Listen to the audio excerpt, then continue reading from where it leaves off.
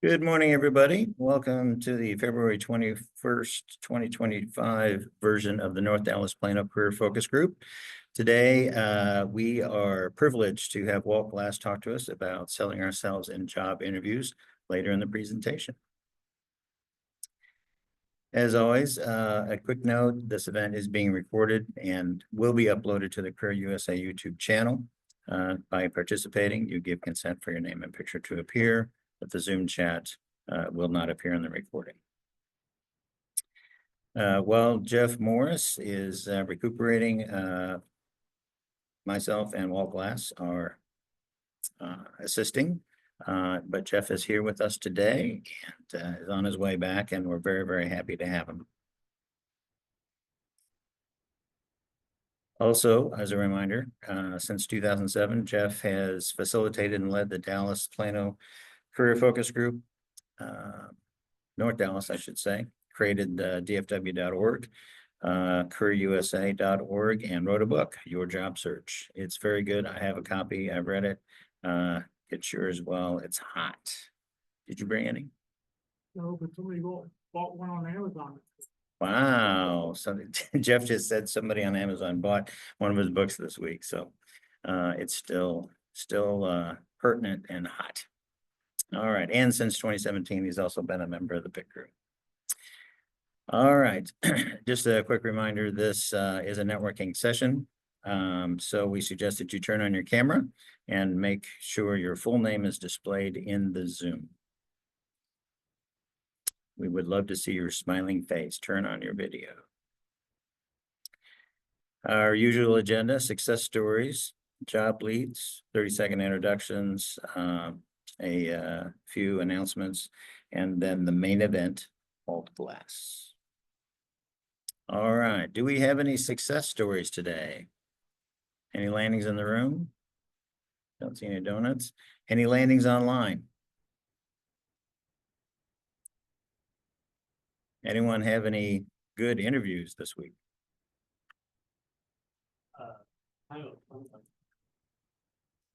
Let's get the microphone to you. Hey, this is Marshall. I did have a interview with a company called Nordco. They're actually a English company that makes dartboards. One of the fun things about it was the recruiter sent me a list of 11 questions, make sure I can answer to these points. A lot of preparation. And then when I got to the interview, 2 people were on Zoom from London. And an English guy that I was interviewing was, and not one single question was from that list. I had to kind of shuffle on my feet a little bit. I was able to, oddly enough, on my phone, I keep Greenwich Mean Time. It goes back to my transportation days. I don't know Central Time, I know Greenwich +6. And that kind of gave me a connection to their homeland, so that was kind of a good buy signal. They currently only have 1 American working in a brand new warehouse over in Carrollton. So I've got my fingers crossed and I got my phone out because the recruiter may call in the middle of the meeting. So if I step out, that's what's going on. All right. Well, good luck. Thanks for sharing. Anybody else have a good interview? All right. Wait a minute. Somebody have their hand up. Somebody was giving a thumbs down signal. I think they were just thumbs down for the fact that no. Sorry, I should clarify my thumbs down. I had a bad interview, so I need to learn how to sell myself better. Well, you know what? You're in the right place. That's why I'm here this morning. It's been a very rough week. Sorry Personally, to hear about that, but this is a support group. So I appreciate y'all. thank you very much. Good morning. Right. My name is Jason Irish, and I had an initial interview with Thrivent Financial. A friend of mine has been working there for about 5 years and connected me with his manager. And so I met with he and his manager and working through that process of potentially getting a job there. Fantastic. Financial. And my name is Jason Irish. Very good. Best of luck. Networking, as Judy Wardle does. All right. Michael Wilk. Yes, I had a good interview with Brian Neal company. They're out of Denver. They're hiring for software engineers here in the Dallas area, but I'm a quality engineer, so although they liked everything, they don't have a position for me. All right. It happens. Make sure you pass that on to other people you know that might be a fit. That's a good way to endear yourself to a company or recruiter, and they'll remember you for that. Okay. Steve Sulkin. I had a interview that I was rejected for, and they are continuing to interview me. It's not, it So- wasn't a rejection. It was not a fit. Right. It wasn't a fit, and they called me back and said, we really would like to get you in here somehow. You weren't fit for that, but we have a need for you. We're still talking. So, and it's not just me, I'm hearing that from others in my networking group. So, always be sending that follow-up and thank you, and and treat even your rejections well and professionally. Absolutely. So Absolutely. Thank you, Steve. Appreciate you sharing. All right. It is now time for introductions. If you are online, we'll get to you in a minute. We'll do the folks in person first. We need a name, position you're looking for, email, LinkedIn, city phone, 2 or 3 target companies and companies that you can help people with targets at. And so if you would, if you're in the room, form a line in front of the laptop so people can see you, grab the microphone and tell us your name, what you're looking for, and contacts. And as a for instance, my name is Matt Keelan. I'm an IT VP director, and I'm looking, I have contacts at Jerry Becker and Grant Thornton. I currently don't have any contact needs. My name is Matt Keelan. All right. Hello, I'm Sean Toy. I'm looking for a director position in supply chain. Contacts for medical device companies like Abbott, Stryker, those types of companies. I have contacts for Alcon Laboratories and to a less extent Medtronic. My name is Sean Toy. Thank you, Sean. If everyone would get up, form a line and speed this up a little bit so we can get to Walt that much quicker, I'd appreciate it. Hey, Michael. Good morning. Hi, my name is Michael Garber. I'm looking for a position as a senior program or project manager in the IT world. I currently don't have any contact needs. I have contacts at IBM and Kyndryl. My name is Michael Garber. Are you going to go to Sam's Club again this weekend? Yeah. He and I ran into each other there last week. Good morning, my name's Kevin Wimsick. I'm looking for either customer management or project management jobs. I'm in the CPG industry. I need contacts at any kind of CPG, large or small. And I do have contacts at PepsiCo. Again, my name is Kevin Wimsick. CPG, Consumer products. Packaged goods. there you go. hey Matt, we can't hear very well. I'm sure it's not just me, but it sounds very distant, like the mic that they're using is not working. How's this? Can you hear me? Yes. Better. Great.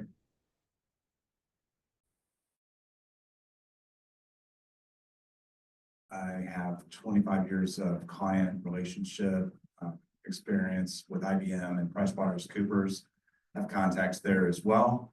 And I'm looking for a small to medium-sized company here in the Dallas area. My name is David Coward. Thank you.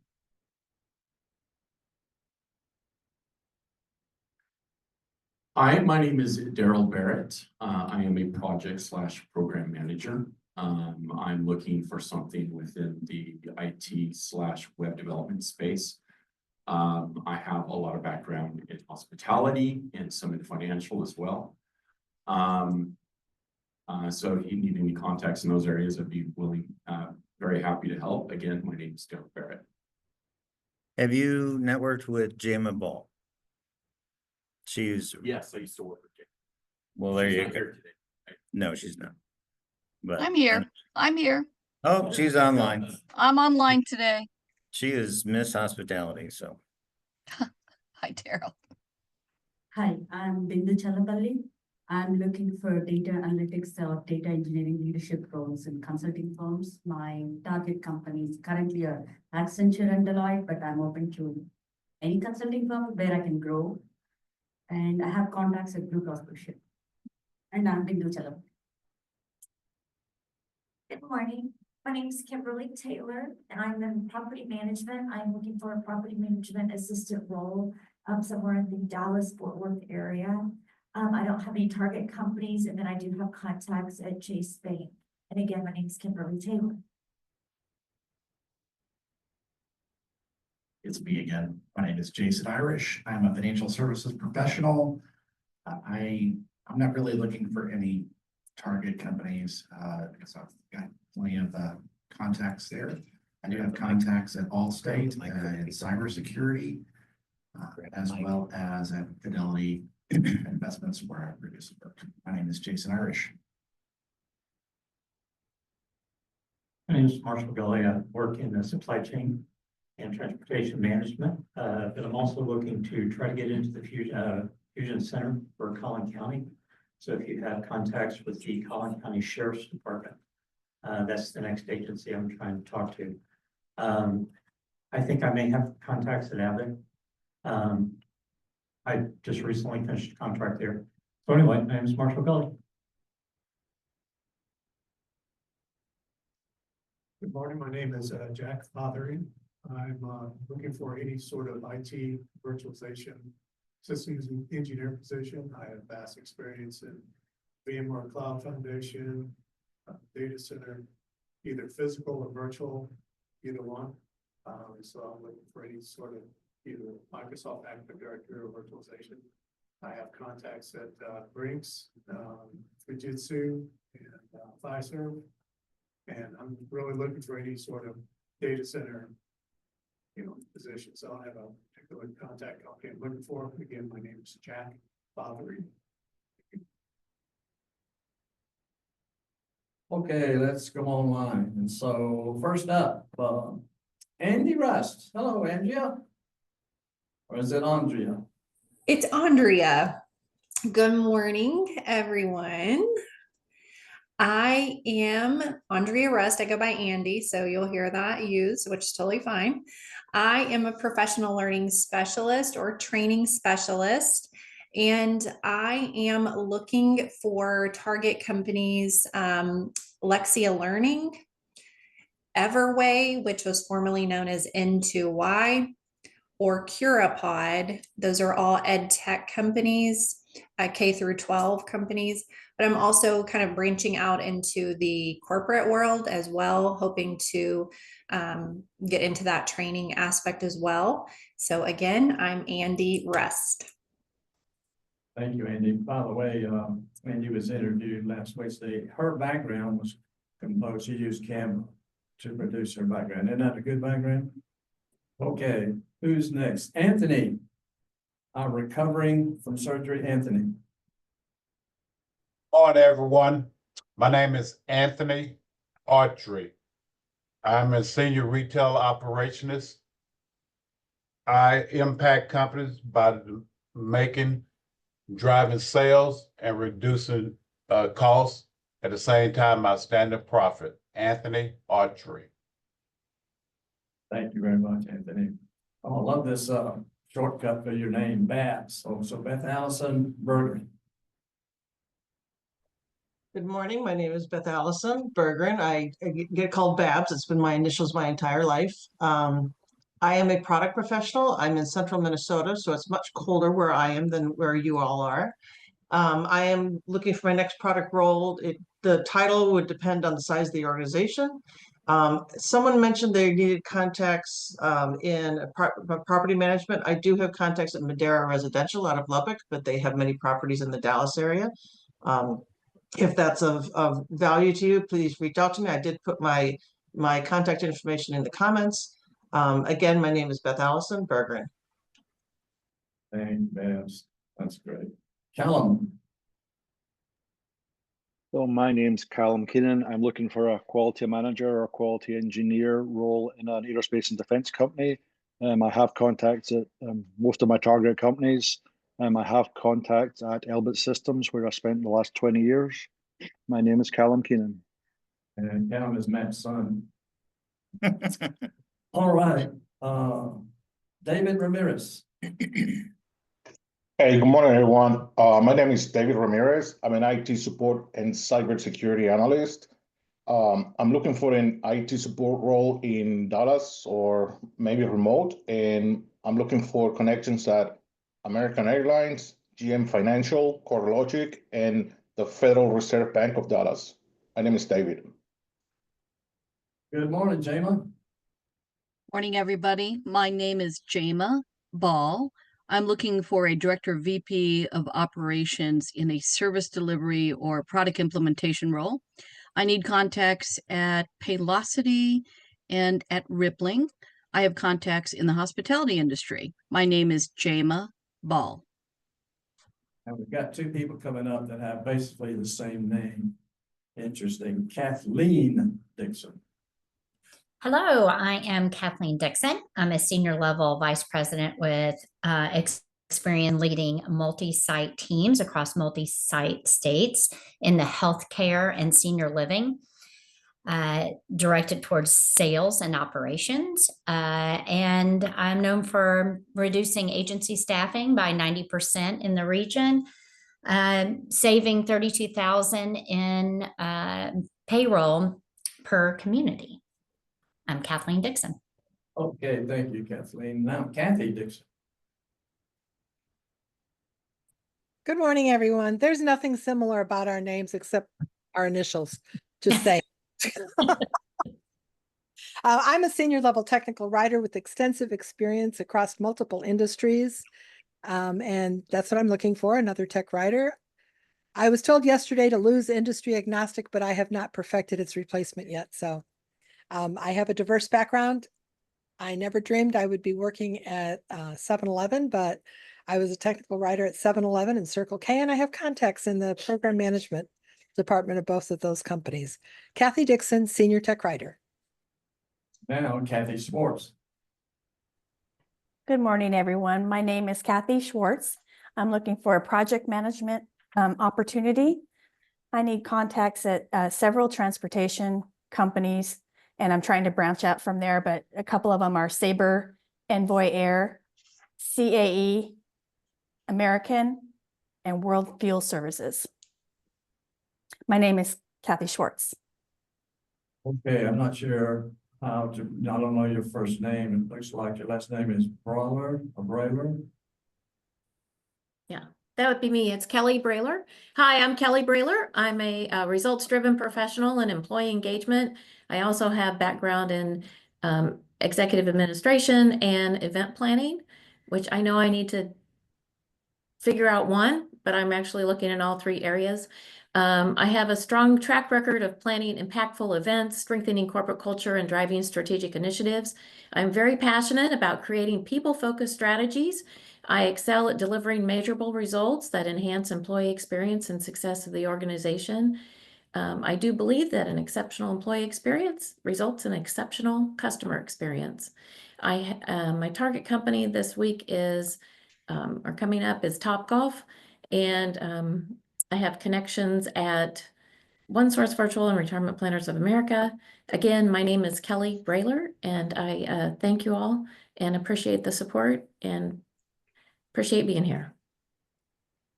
Thank you very much. Michael Wilk. Good morning. My name is Michael Wilk. I'm a senior or lead software systems and program quality engineer. I have extensive experience in aerospace and defense, ensuring process compliance, quality product development, and customer satisfaction. My target companies include Collins Aerospace, Sierra Nevada Corporation, and DRS. I'm a veteran with top secret clearance. My name is Michael Wilk. Thank you. And why don't we take Mike Belzile? Morning, everyone. My name is Mike Belzile. So I'm seeking a VP or Senior Director of Analytic Products. Target companies include HEB, 7-Eleven, and Keurig Dr. Pepper, or Beck Technologies. My name is Mike Belzile. I have contacts at Walmart, Epsilon, and Circana. Mike Belzile. Thank you, Mike. Muthu.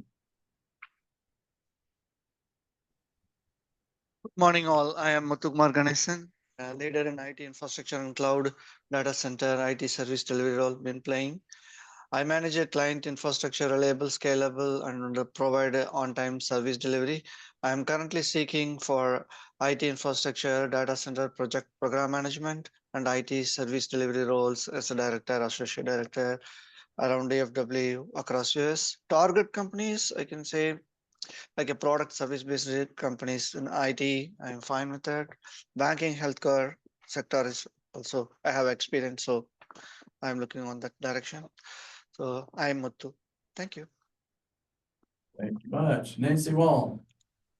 Hey, everybody, good morning. I'm Nancy Wall and I'm located in Tampa, Florida, and warm and somewhat sunny. Anyway, I am a dynamic and strategic learning and development executive. I'm seeking a great company that, like me, is truly focused on people, passion, and purpose. I'm staying in Tampa, so looking for a remote or Tampa-based company where I can leverage my diverse and transferable consulting, learning and development, project management, facilitation, and coaching skills. And I have contacts at, well, the companies that I have contacts at, unfortunately, are not hiring except for other geographies. So unfortunate right now, but I'm just looking for a great company that can utilize my skills. But my name is Nancy Wall in Tampa, Florida. Thank you, Nancy. I hope it's warmer there than it is here. It was 41 this morning, but it's supposed to go up to the 70s, I think. So, yeah. Oh, poor girl. I'm sorry. I know.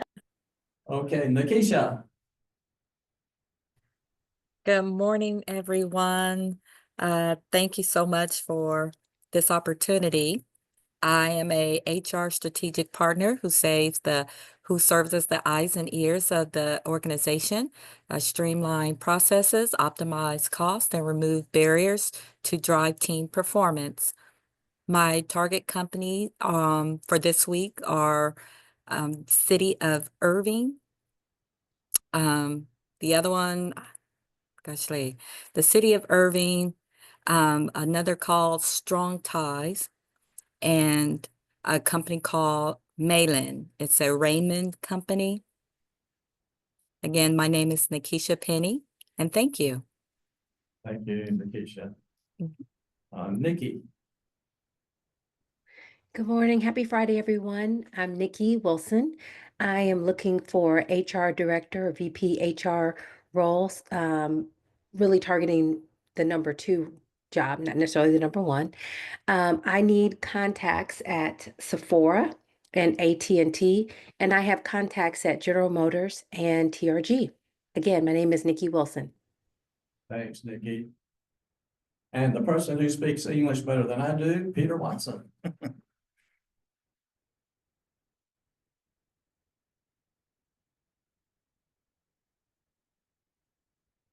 Going once. Hello, Peter. Rosina.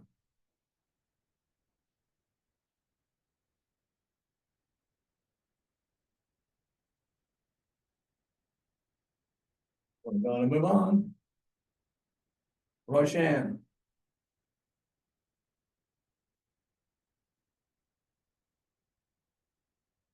Was there a tornado or something?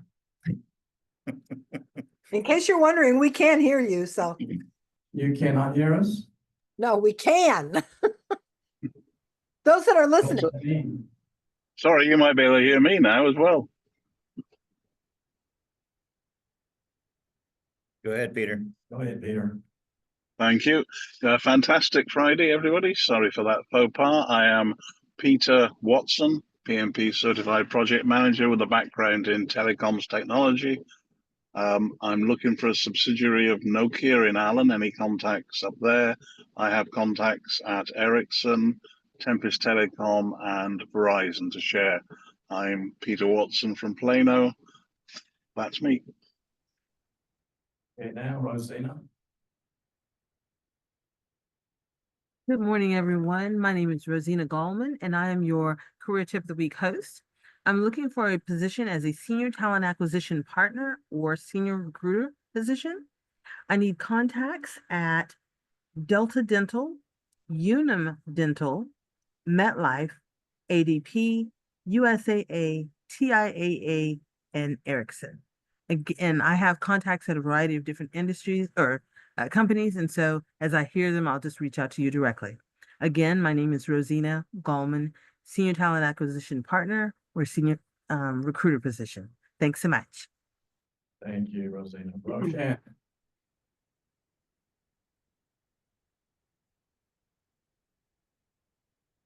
Going twice. Steve Sunken. Morning, everybody. I'm Stephen Sulkin.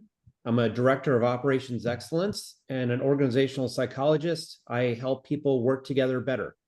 I'm targeting TPC and Community Hospital Corporation, and I can help with contacts at Baylor Scott and White Health. I'm Stephen Sulkin. Okay, Michelle. Good morning, everyone. This is Michelle Hawk. I have 15 years plus of experience in accounts receivable cash posting application. I also recently got 3 years of experience in dental surgeon insurance verification. I'm looking for a position at CVS.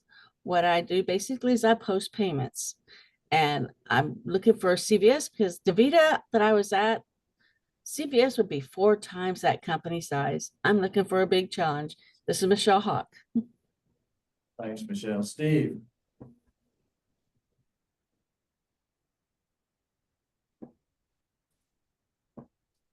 Mr. Sulkin. I already went, Walt. All right, Tracy. Good morning. My name is Tracy Harris. I am a senior recruiter at Thomas Edwards Group. You've probably saw our organization at various networking meetings if you've been attending others other than this one. But we focus in accounting, finance, HR, and IT recruiting at varying levels. Mostly local to the DFW area. However, we do have some outlying positions in Austin and Houston at some point. I work on the direct hire side, but we also offer contract and contract to hire services. But happy to be here with y'all. My name is Tracy Harris. The last time I looked, Thomas Edwards had over 70 opportunities online. So be sure to check out. Is it thomasedwards.com? Yep. thomasedwards.com. Thank you. Willow.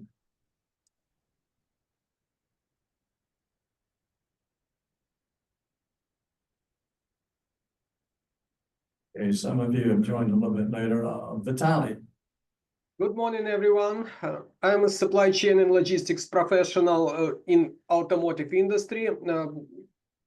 I bring expertise in this sphere, but it's pretty much needed for all the other industries. So I become more and more industry agnostic.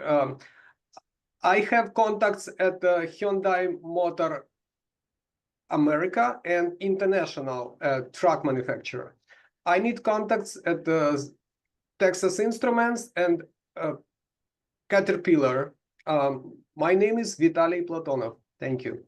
Thank you, Vitaly. James.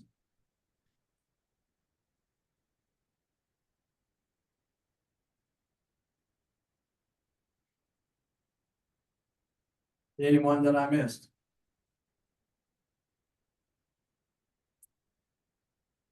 Okay, man. Thank you, Walt. All right, Tracy, as always, thanks for being here. Are there any other recruiters online? All right. Walt, you want to talk to us about your success workshop?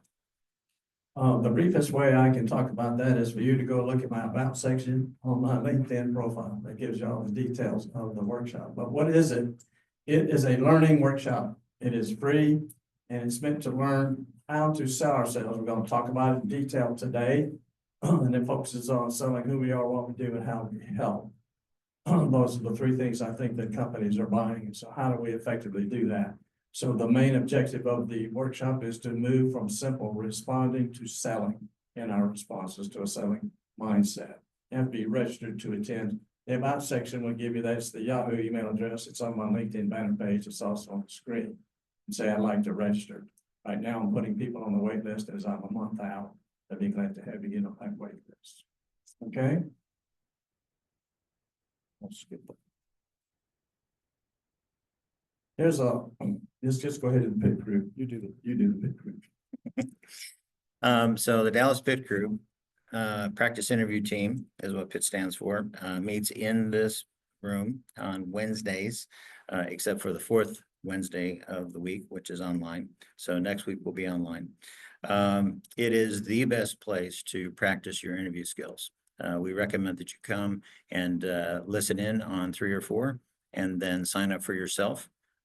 We actually prepare by looking at your resume and the job description, and there's nothing like, an actual panel interview, having, people in front of you, having an audience.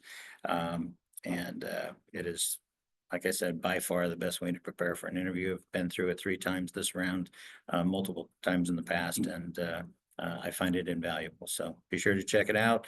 If you want to join us, there's no sign up needed. You can just come. Once you feel comfortable doing it yourself, reach out to Ron Layton at dallaspitcrew@gmail.com. And next week is a 4th Wednesday, so we'll be online next week. All right, Rosina, thanks as always for the tip of the week.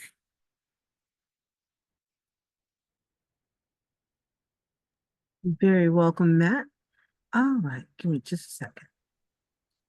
So this week's career tip of the week is top skills to put on your resume for job applications in 2025. And this article comes, it's written by the Coursera staff. And so lots of great information contained. Please make sure you take the URL and go right to the actual article online so you can click on any active links and find behind the scenes information as well. But just as a highlight, so let me just share a couple of quick tips from the article. So a strong resume, we all know it's crucial for your successful job applications. It should showcase your skills in addition to your experience and education. And skills, they fall into 3 categories. There are technical skills, workplace skills, and interpersonal skills. So when talking about technical skills, that's specialized language or knowledge for specific tasks, such as CMS use or data analysis, programming languages, things of that nature. When talking about workplace skills, those are behaviors used to complete your work. So critical thinking, empathy, attention to detail. And then interpersonal skills, how you work with others, active listening, conflict resolution, and teamwork. The most valuable skills to include are those aligned with the job description. Resources like the World Economic Forum's Future of Jobs report and Coursera's Job Skills report identify in-demand skills.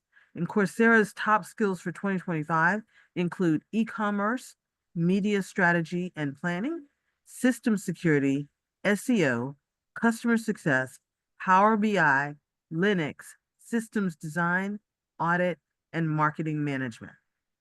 So other important technical skills are your Microsoft Office suite, building and engineering skills, design tools like Figma and Photoshop, programming languages like Python, HTML, and C++, data analysis tools like SQL and R, budgeting, writing and editing, agile management, and social media platforms. And some key workplace skills, they would be teamwork, attention to detail, public speaking, organization, analysis, research, customer service, management, critical thinking, resilience, and initiative.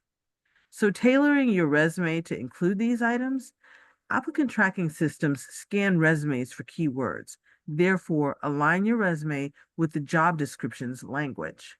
So a focus would be on 3 different things to include, make sure you have in your resume.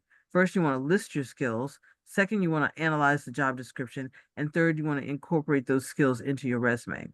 So first, as far as listing your skills, reflect on your roles and identify your technical, workplace, and interpersonal skills.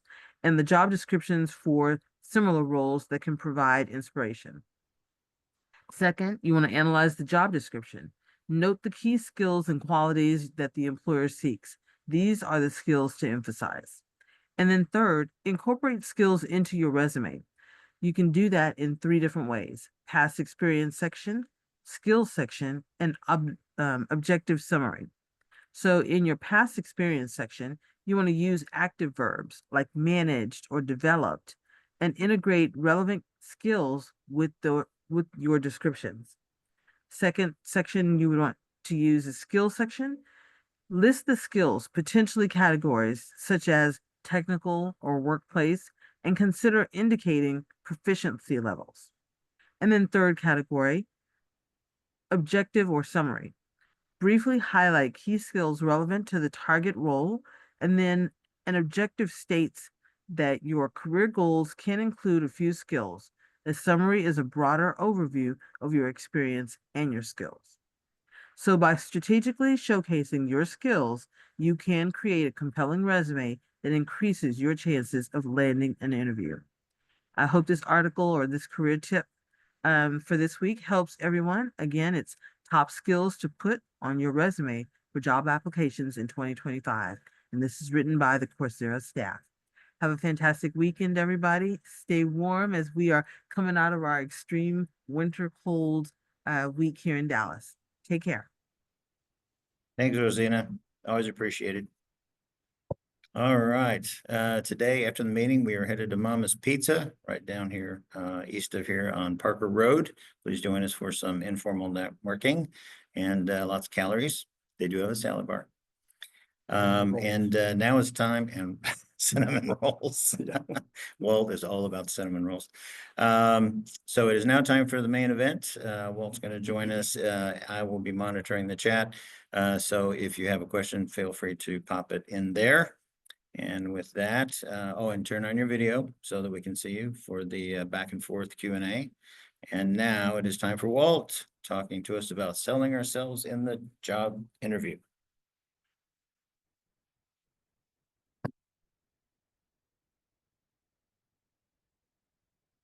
Okay, do a little technical movement here with the microphone. Everybody hear me okay? Sounds good. All right, great.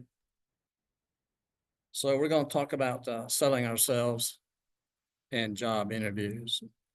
When you look on your job search career, it shouldn't be a career, but in your job search situation, what do you think the most important part of that job search is? Networking? What else?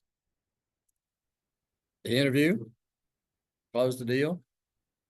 Okay, so there's tons of things we do. Most of the time we just jump in and start with a resume, right? Got to have that resume, got to get it on LinkedIn. I mean, almost everybody's going to come look at our LinkedIn when they're looking to maybe interviewing us, do some analysis and whatever on that. But I contend it's where the rubber meets the road that's the difference maker.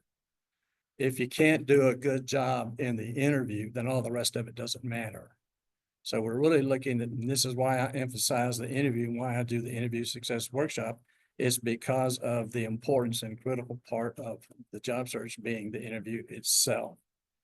So let's talk about that a little bit today. Where's my clicker? We don't want to do that. Hang on.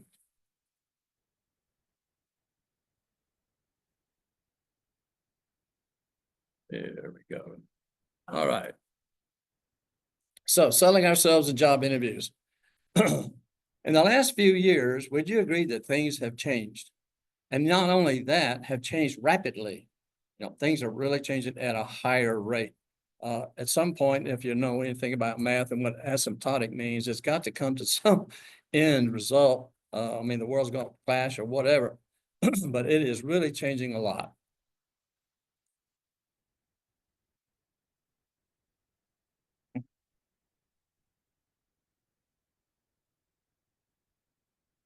Now, the first time I showed this presentation, one of the participants said it depends on which child.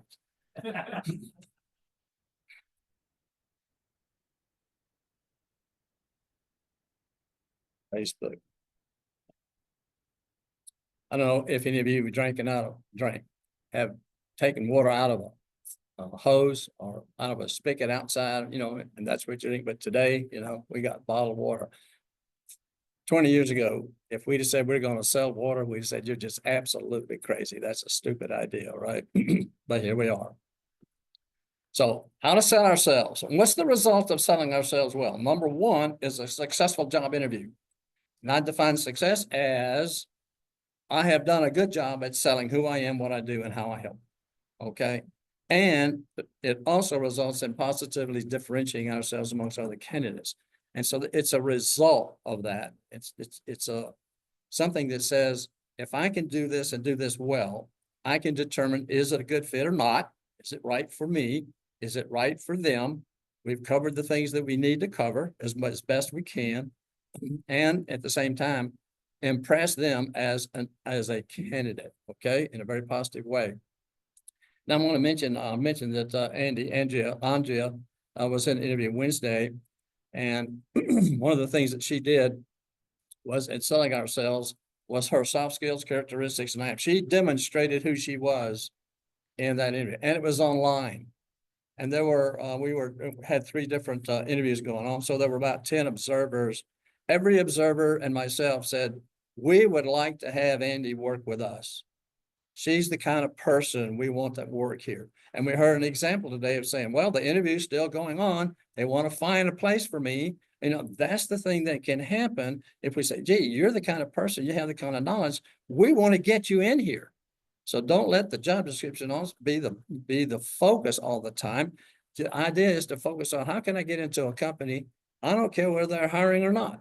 Here's what I can do for them. Here's what I want. I want to get that opportunity. So I need to talk with people, talk about them, then they come about to us. And so in the networking thing. So our experience and our hard skills, our knowledge, the way we work is the I do side of it. And then solutions. We are not hired just to do some work. We're not hired just to be a project manager or a VP of IT, right, Matt? Right. We are hired to achieve results, all right, to help grow. Whatever the mission and vision and values of the company are, we want to show those as well. So it's those solutions. So the interview is an audition. We are demonstrating how we're going to work. We are demonstrating how we're going to communicate. We're showing them our knowledge and skills. We're showing them who we are, and we're showing them the value that we can bring. So if all of those are important, which one do you think is the most important?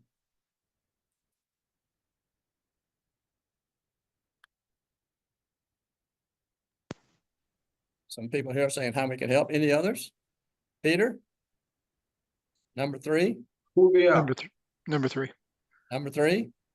Well, I love number 3. Now, the ranking of these are 199 and 98. Okay. They're all very, very important in selling. I contend if it's not a culture fit, we can do a great job. We can bring value to them, but I don't like working here. And so that can overrule the other 2. So culture fit is pretty important to find. There was a person who had a job. She was looking for a job. And so she was saying, well, I got this opportunity to make me an offer. I can do the job. You know, it's just not something I really like, but I can do it. So she took the job. 2 months later, she quit. So I can't stand working here. It's a terrible place to work. All right. So she's back on the path. Good news is she did find the position in the company in the place where it was a great fit for her. So she enjoyed that and it worked out okay. All right. Excuse me. So everything is relevant to the job description in an interview. Everything is relevant to what we've learned about the company in the interview. So relevancy is important. If I'm a water safety instructor's license, we don't have a pool, I don't need a lifeguard, that does not apply in this particular job. So everything has to turn into that and be relevant to that, okay? We want to keep it professional before we start personal. We deal with personal. So if they ask us about an open question, deal with a professional thing rather than unless they ask us for something personal, okay? So we're going to look at the top 10 things that we can do in an interview to help successfully sell ourselves. Are we ready? All right.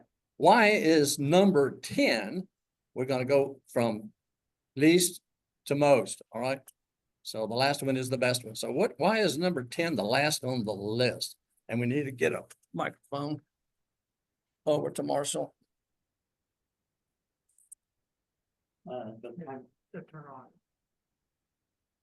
Technology. Because you have to build a team before you can build a job. Yeah, one of the things I was told very early on in one of the earlier jobs, if you're in an interview with the hiring manager, they've already established that you're qualified. And so they're now wanting to know who you are you a fit? So your basic, your experience and qualifications are already determined. Anybody else? So experience relevant to the job, okay, there's a comment. Put the microphone right there, you go. Adding to what you said, skills are transferable, so they already figured out your experience, so I think it does not matter anymore. Well, it matters. Okay, it matters, and so it certainly does that. And so we still need to sell I am, I do, I help, okay? You have to sell the I do. But I agree with you. The definition of that is our actions that we take using relevant knowledge, expertise, education, certifications, all right? So that's kind of what we do, as well as the background and experience that we have.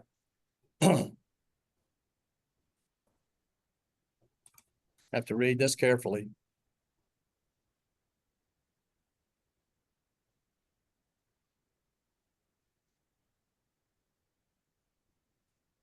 So why is experience that? Because candidate selection is typically comes from your experience. I call it an assessment of type. Can you do the job? The first contact is looking at that, says, yeah, it looks like you have the background, looks like you have the experience, all that sort of thing. They use the ATS system to start weeding out all the job word and the matches and that sort of thing. Then maybe a recruiter, somebody calls. You never know who's going to call you. It could be the hiring manager, it could be a recruiter, it could be inside, could be contingency, could be outside, whoever it might call, all right? And they're just basically validating that we have the knowledge and the experience to do the job. I don't really call that an interview. It is, technically it is, but my goodness, they're not paying attention to the other things. But okay, looks like you can go, now I call it, this is the screening process more than an interview process. And then we go into the real interview process. And so that's why number 10, but it is important, okay? So number 9 is the video interviewing. So look at all your videos and say, how do I appear to the hiring manager in my video? So what do you think? Yeah, let's do that. What are the top 3 mistakes that you think that we might make with video interviews that would hinder us from moving forward into the job process? Not dressing correctly. Not dressing correctly? Yeah, like if you for instance, if you are interviewing with a button-down type of accounting firm and you show up with a t-shirt and your hair's green or something like that, probably not going to be a good match for you there. But if you want to show up with probably not what I got on today, just because I've been out to the airport and back already this morning, but a nice shirt or something like that and looking good. You want to look prepared. You want to look like somebody who would want to have you in their office representing the company. Although the green hair and t-shirt might be good at Amazon, there are some companies, have very casual dress. So we should find out what their professional dress is like. Now, professional today is not the same as it was a few years ago, right? I mean, if I showed up wearing a tie, everybody would look at me and say, oh, you must be old. Well, that's right, I am. So we want to dress professionally and look professional in that. And the others. Not looking straight to the camera and not having a proper lighting setting. Okay, you're lighting and looking into the camera. How do we make a connection? If I'm looking into the camera, I'm looking at you. If I'm looking at you, I'm looking off to the side. I'm not making a connection with you. All right. Well, let's go to, I think number 1 is distraction. Anything in your background that can cause distraction. All right. As I was looking at Andy's background, everything she had when she came on, she had a nice smile. But what I have seen is poor lighting, a backlighting that, you know, it comes across. If you're doing something and the little black spots appear all over the screen and the image, and your ceiling fan is rotating in the back, you know. So all of those things are distractions. So if you like the Hawaii pose on the beach with the wind blowing on the palm trees, you know, many of you have seen that one. If you want to use that one, then I'm going to be looking at the palm trees blowing in the wind and wishing I was on the beach, and I'm not listening to you, right? So it's any distraction that can cause us. One person, they were interviewing, it was a panel, and they started chuckling, and he said, well, what are you laughing at? I said, well, your wife just walked behind you and she wasn't wearing anything. So we have to make sure we got a nice quiet place, right? So now not looking to the camera would be very important as well. So looking to the camera is good. That's the way we build rapport, and then not smiling. Now smiling is a physical positive reaction to smiling. It happens internally to ourselves. We thank you serotonin and dopamine, but we feel better when we smile. And the recipient also gets that same reaction, and they usually smile back. So we get double the power of the smile. But there's two ways to smile. That's one. Well, that's not a smile. That is a facial contortion. Right? It's not a smile. But now I'm smiling. Why? Because I'm thinking and feeling good. I want to meet the people. I want to meet the person. I'm doing that sort of thing. And so smiling is a result of how we think and feel. So on one end of the spectrum, we walk into the interview or we sign on and we're saying, please God, help me answer these questions. Right? And so how are you going to look? How are you going to appear? How's your voice going to sound if you're thinking that way? So we want to put ourselves in a nice feeling mindset and thinking mindset that puts us in a good mood, in a good position. I'm really excited about meeting this person and talking about this job. And so smiling is good. Andy did a super job. I will tell you, she sold all of that. She sold the I am really well. And she was smiling all the time. And I hate her because I need to smile more and I can't do it like she does it. She does so well. So good for you, Andy. All right. So what do we do for video? There's a couple of technical things we need to pay attention to, not just the interview itself, but you need to test the hardware and software. Now, they might use Microsoft Teams or some other type of software for interviewing skills. They often will give us an opportunity to practice or to use or do some of that. Sometimes it's 10 minutes before the interview. It's not before, like something like they want to test everything, make sure your camera is at eye level. So we're not looking down at somebody, not looking up. The microphone for. I guess you just answered. Callum also heard a tip to put a sticky note. I guess you just answered my question really, and my question was, where should we have that camera? What angle should it be? Should it be, if it's too low, they're looking, up your nose. If it's too high, that might be distracting as well. So you're saying the lens of the camera should be eye level. The eye level right there. That's Okay. right. Yeah. Yeah. At my place, I have some books set on the table that adjusted up, and then I got a little swivel table that I can make sure I can adjust, and I got it sitting up. And go ahead. Just a comment about that. A friend of mine was telling me about this. I haven't had to deal with the camera issue much lately, but put like a little smiley face or something by the camera so that it reminds you to look at the camera, and it also reminds you to smile. Jeff, would you like to talk about putting smiley faces on the PC? Well, I've got one that I put out that punch a little hole in the middle of it, and that goes right over the lens so that I know exactly where to look at. You can't miss it. You just download a smiley face off of Google.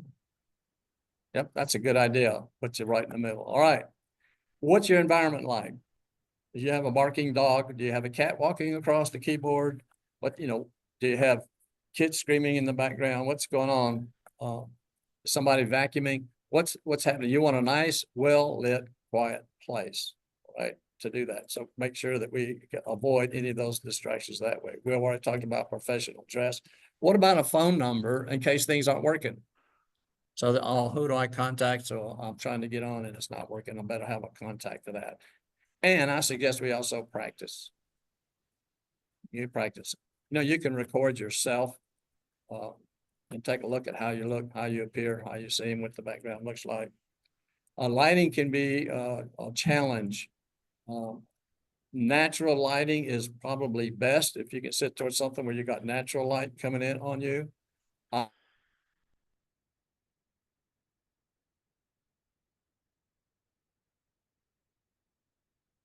Want to work, there's ring lighting that might work if you're familiar with those, but you might want to work with your lighting some. All right. So log in early. Be sure we smile. My internet connection is unstable. All right, we hope it stays up.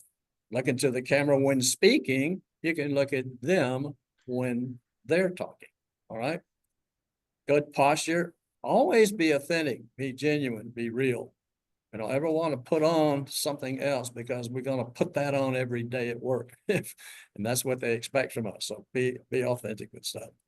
Display genuine energy and interest. All right. Nod when appropriate. So sometimes we can say, yeah, I'm listening. I hear you. It looks good. Sounds good. I'm with you. Paying attention to it. And you know, you wouldn't know how many times we might touch our face. But anytime something happened that's a little awkward for us, we often will just reach up and touch our face or something like that. All right. So number 8, questions that we ask. It's important to ask questions during an interview, right? It's a two-way conversation, right? How do we do that? We ask questions to get into that. I never learned anything while I was talking. All right. So keep calm and ask questions, right? So the traditional model is they ask questions, we answer them, and then we hope that they call us and choose us, right? How does that sound as a technique for getting a job? Can't we do better than that, right? And so let's go to the strategic model, right? They need something. We have skills illustrated by accomplishment. So I do and I help comes in that, right? So we have a discussion about the job. So in the greetings, I'm glad I'm being here with you this morning. Would love to talk with you about this job and have a discussion about what you're looking for, right? Try to set that tone. So we ask and answer questions back and forth. Sometimes I say to pretend like if you have a lunch meeting and you have an interview, how does that go compared to an online interview? It's a little bit more comfortable. It's more relaxed. All right. It's more of a discussion. I said, okay, just remove lunch and do the same thing when you're online. Same attitude with that. Okay. And that way, since we're selling, then I am the one. Hang on a second. Someone wants to record the meeting. You will get a recording, a link to this particular session later on, and we'll talk about it at the end of the session. But when we're selling, it's like, I'm trying to sell something to you so that you will buy me. So it's my job to sell you to buy me. So I'm the one responsible for the outcome. I'm not going to tell you and then hope you call me. And, you know, that the hope method doesn't work very well. So we have that kind of attitude. All right. Now I'm in the selling mindset. George Wright, I was fishing around the internet and I came upon George Wright. He was the USPS VP of IT operations. So the Postal Service. IT, well, I need some help there, do they not? But he says, I asked the candidate if they have any questions for me. Why? I want to see how insightful they are and what's important to them. That's why they're asking questions. We would love for the interviewer to say, you asked good questions. What's the definition of that? It means you're finding out what you need to know for you to work here. And you're paying attention to the right things, to the most important, all that sort of thing. All right. So we're going to be evaluated by our questions. They're going to look at us and say, good ones or whatever. So what do we need to know to make a decision? So why don't we prepare your list of questions? Now I would tailor those to whoever you're interviewing with. So there's a list of questions for HR. There's a list of questions for your hiring manager. There's a list of questions for the team. There's all the different audiences that you have different perspectives. So if I'm talking to the financial person, if I'm talking to the operations person, if I'm talking to the IT person, I will have a list of questions that basically are looking for ways where I can help each one of those people in their organization. So what questions what I want to know about what's going on there? Because today, everybody works for everybody. We're not just a silo in an organization. How many times have you seen the word collaboration? in a job description, all right? Except in the highly technical jobs, I don't rarely see any soft skills at all listed. I just want to know if you can do all these things, and they list 15 things that you're supposed to know and do, all right? So prepare that. Don't wait to the end to ask questions. They look at their watch and say, got any questions for us? I mean, the interview's over. How much discussion are we going to have? What can we talk about? What can we find out at the end? There's a few that we want to do. At the end, there's certainly some questions, but they're not necessarily due to find out information anymore, right? So create that conversation. And we do that by asking questions. People ask me, what's the mix? What should I do? I said, well, let's do 50% generic and 50% based on knowledge that you have researched and done and acquired. That says, I see that this is going on. I listened to your quarterly reports, and the CEO was saying, we need to develop services that have a higher margin. So the question is, well, what are we doing about that? How's that going? Why did he ask that question? Guess what his job is? Product development. Hey, you got a problem? Yeah, I see that you got this. Here I am to do that. So I'm going to ask you a question. What do you know about AI? What question might you ask at the end of that response?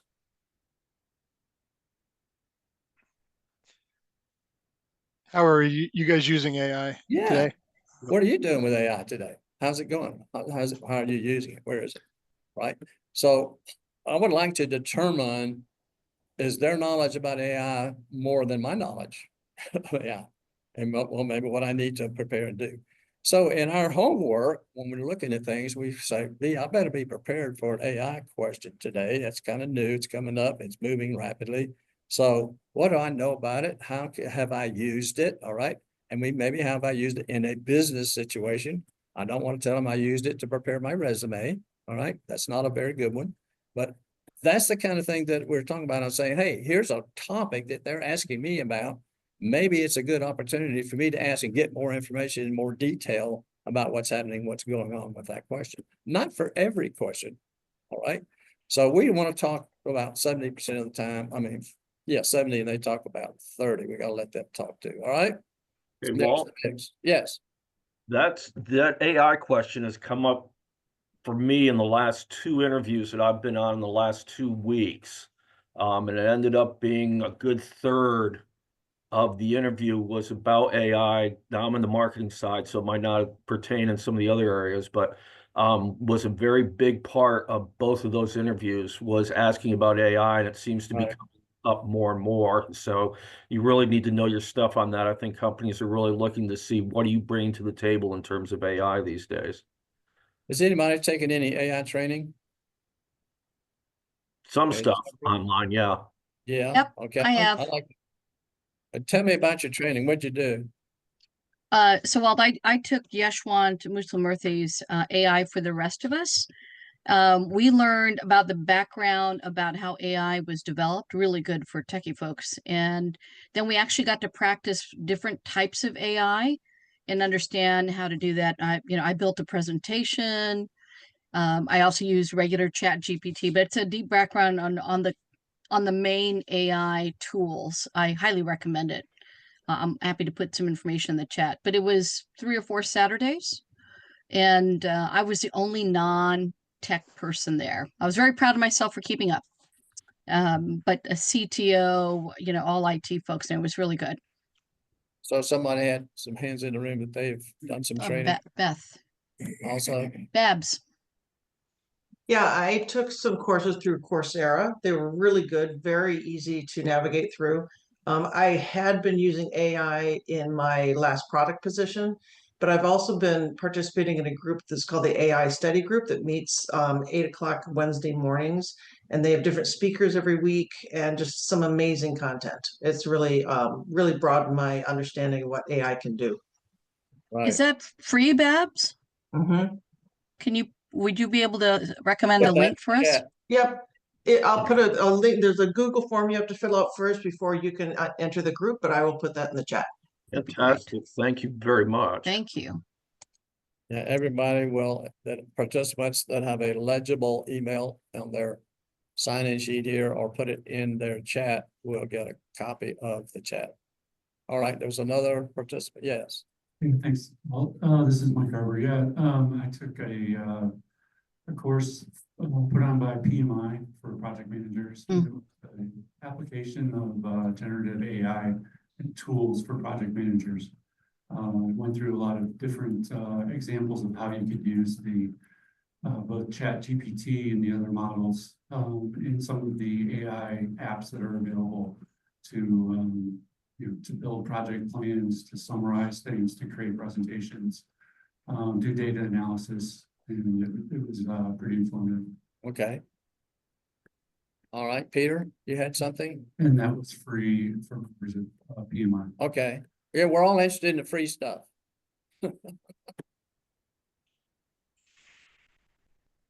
I took that same one, and I also saw an advert on the PMI website where they would do one course for free for people.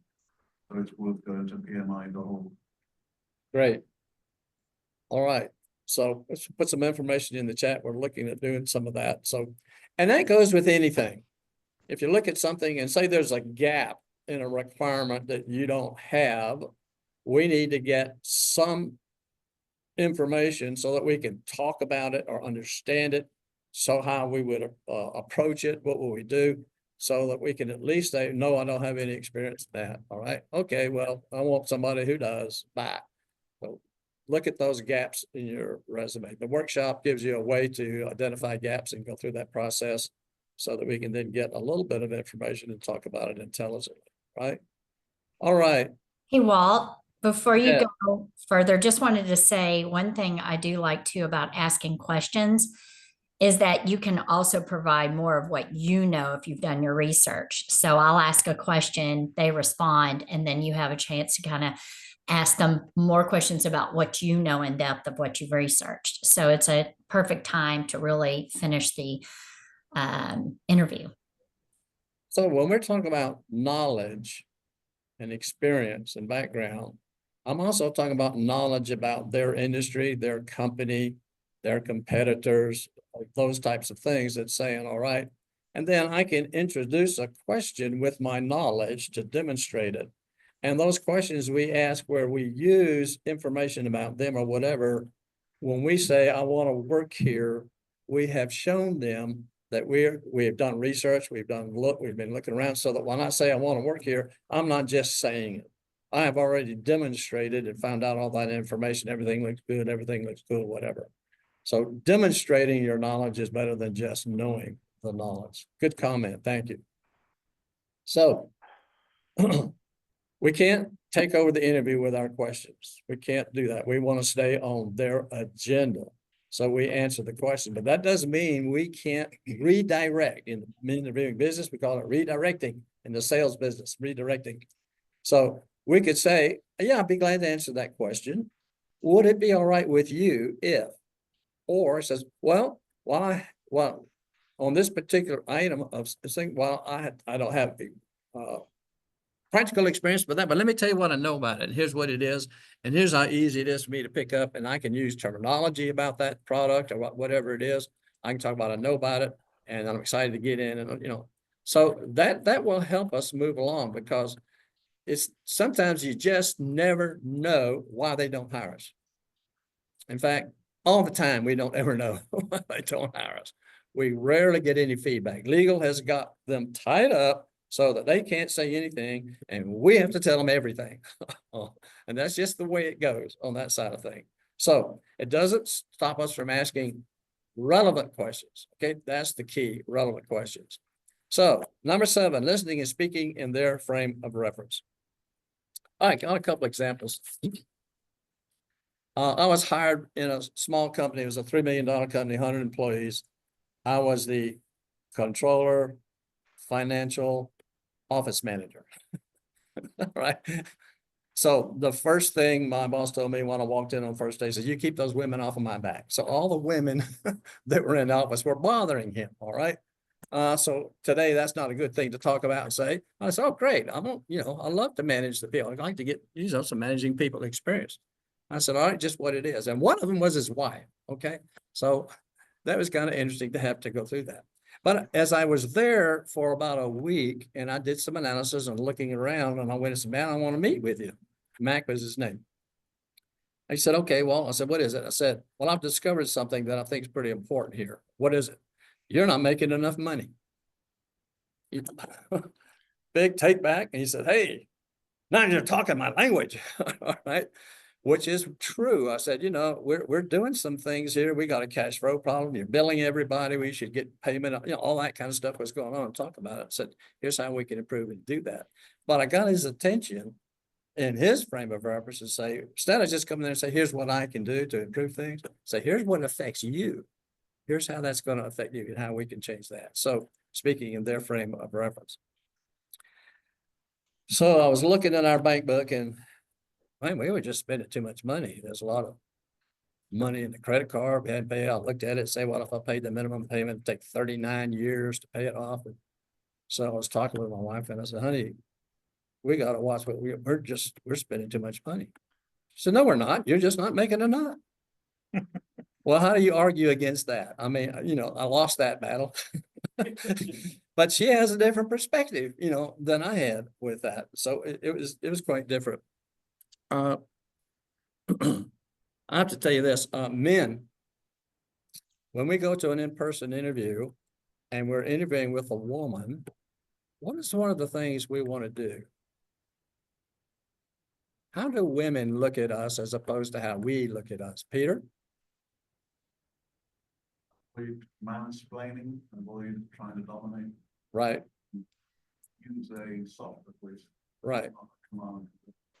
Okay, some of you out there that are interviewers that are women, what do you look for when you see, man, what makes a difference to you in them?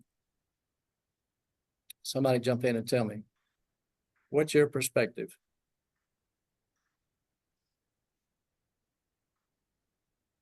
Let's take the in-person interview, for example. I'll tell you the first thing I think of.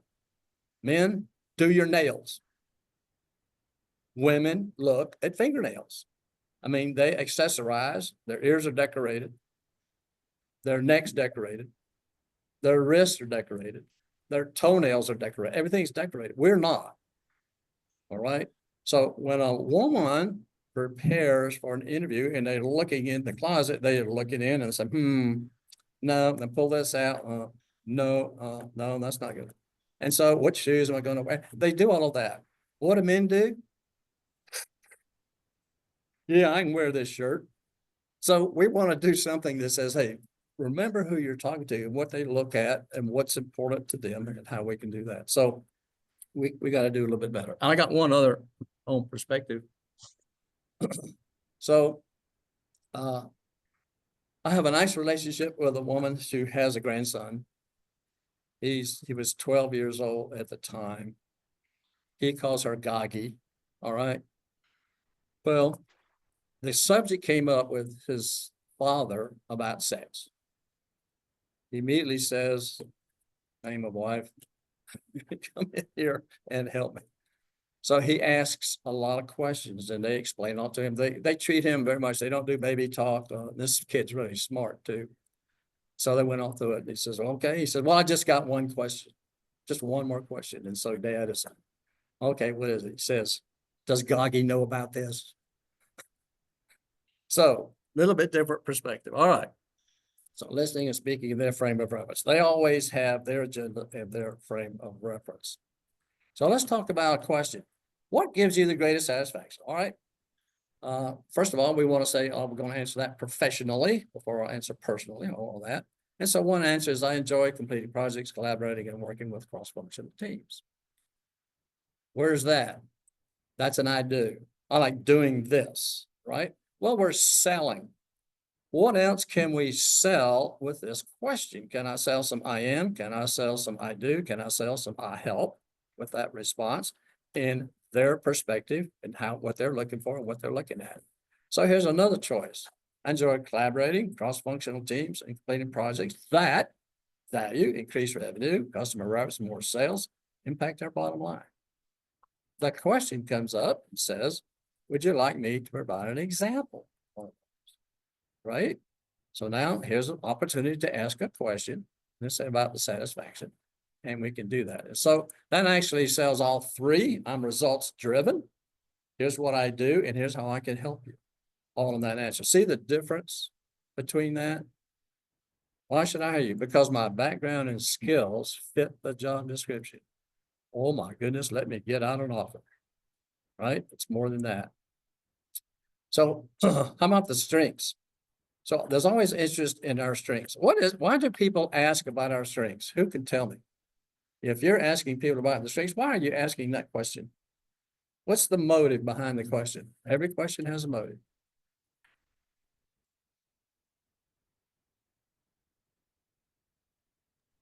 Matching what they're looking for.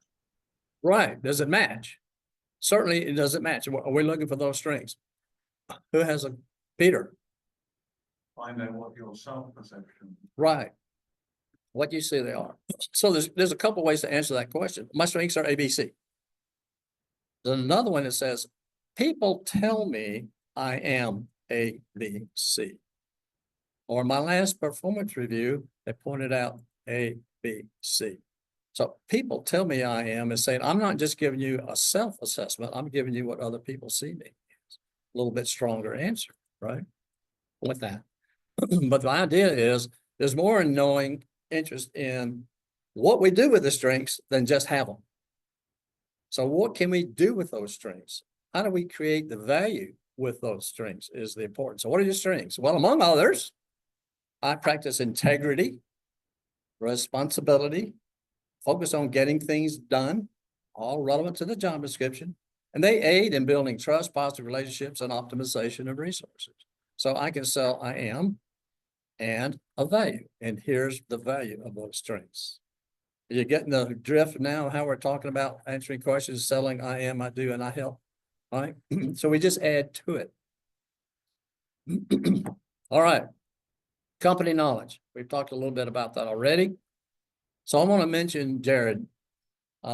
Jared came through the pit crew, 7 or 8 times, Jeff? I think it was several times. Jeff was on one of his panels. I was on one of his panels. And he targeted Lockheed Martin. So Jeff, you asked that question to Jared. How'd it go? Well, it was amazing because he knew so much about a company. He researched them. He knew what their business plan was, what they were going after, that it almost was like he knew more about the company than anybody he was interviewing. Demonstrated a lot of knowledge. What does that do in an interview? How does that differentiate us when we approach it that way? Shows you're very interested in the company and you've done your homework. You want to be a part of it. We really want to work here. Look at what I've done and the knowledge that I have and all that says, and guess what? When I come in, I still have an understanding of a lot of these things. And so by me demonstrating genuine interest by all that research I've done and how we talk about it. And so this is his picture. He's got a jet behind him. He works at Lockheed Mountain. He's been there 7 or 8 years now, I think. Okay. Last I heard he was a buyer. But Jared would just blow us away with his company knowledge. Okay. And he didn't talk about it for 15 minutes. It was brief and he hit it. He worked out very well the items he wanted to say and include in that particular response. All right. What question might you ask at the end of a response about what do you know about our company? Got to think. Always try to let pauses occur so we can think. Is there something important that we need to know about them that isn't in the job description or public that is important to the role? Yeah. Is there something that I haven't mentioned that I think is pretty critical for me to understand? Marshall. I usually respond with what I've researched. So for example, in the interview I had Wednesday, I had looked up the company's products online. I knew about what they were priced. I knew what products they carried. I knew that they had a big tournament coming up in April. They seemed very impressed that I had matter of fact, I don't think my competition researched the company. Because they seemed very impressed that I knew that Amazon was selling their products at $4 less than their nearest competitor. Right. The guy actually did look at me and just thank you for looking into our company. Right. Very positive very positive approach and very positive impression with that. Here's a suggestion for you. Be able to quote verbatim their mission, vision, and values. You can find those. So what do you know about a company? I want to talk about the mission, and I don't say I love your mission. I like your mission of, and here's what it is. I like your values of, and here's what they are. So all three of those, MVV, mission, vision, values, say, I understand those things and know those things.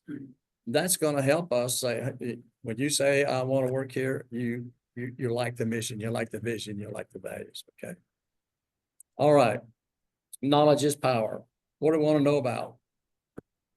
News feeds. What's going on? Look, just devour the website. You're going to do a thesis on this company. What are you going to go look at? Competitors, customers, challenges, competition, whatever that you can. So find things that, so you can ask a question. I said, well, where do you see AI going, in the future? What possibilities do we have? Where I see that so-and-so is your main competitor. Is that true? Yeah. Well, what are we doing to beat them? All right. So there's a marketing question, how we marketing ourselves? How do we do that?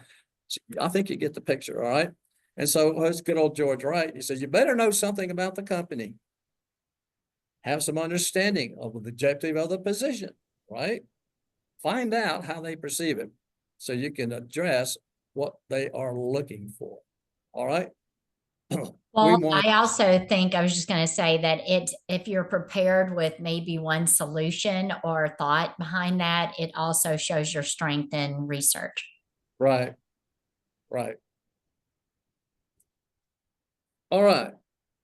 Research. I'm going to point out two of these, the data axle reference solutions and the A to Z databases. There's some Mike Ray, if you know Mike Ray out of South Lake Focus Group, and Pete Hernandez have a presentation on that. And there's a recorded presentation out on the Career USA YouTube channel that Jeff has recorded out there with them giving information on how to use those. It's a great tool for finding companies. You don't have to just look for want ads online. You say, I want to find companies that I'm interested in. I want to see how far they are away from me, what their competitors are, what's some information about them, so that I can then start saying, here's my target list. Now I can start my networking and getting into those companies. So there's some good information. Of course, you can look all over the place. Be careful if you use AI to ask it not to hallucinate in your prompt, right? If you want to get information. But any of you know Rusty, right? Rusty has a presentation on how he's got some good prompts. And he says, prepare a SWOT analysis on Amazon. And bang, here it comes back with stuff. So it can be good. And we'll show a little bit about that in a later too. Here's what Amazon does. So Beth says, here's what's important to us. They're telling you what you need to know in order to work here. And she's got 3 or 4 bullets here, right? I like people like to build, invent, have a passion. The leadership principles. Do you know what they are? Can you talk about them? There's actually 16 of them now. Notice that the first 14 have customer focus, and Jeff Bezos added employee focus the last 2. So, I noticed that back in 2021, Jeff added the employee focus to the leadership principles. Tell me about that. What happened? What occurred? Right? Just that alone talks about which ones of these leadership principles do you think are important to this particular job? While they all fit, there may be some that might fit, stronger than others. So I looked up Toyota and I said, let me look up their logo and find out what the logo is telling me. Everybody has a logo and it has a message it's trying to send. It's telling us something about the company. And so without going into a whole lot of detail, it took them, I think 2 years to develop this logo. It was a long time. It looks both ways. If you're looking in the rearview mirror at the car, or if you're looking head on, it looks the same. It has representation. So I could talk. I said, I love your logo. I like what it represents. I like this part, this part, this part. I'll almost bet you that the person you're talking to probably doesn't know all that information about their logo, and you do. And there's the big difference right there over that, all right? So Toyota. Number 5, what we can do for them. Now we're into the I help section, right? So who said, ask not what your country can do for you, but what you can do for your country? Well, it was Jack Kennedy, all right? So the idea is when I go in, I want to find out the value that I can bring. So I can't remember who it was, Greg. Greg went in to a company and they said, the question was, said, why are you here?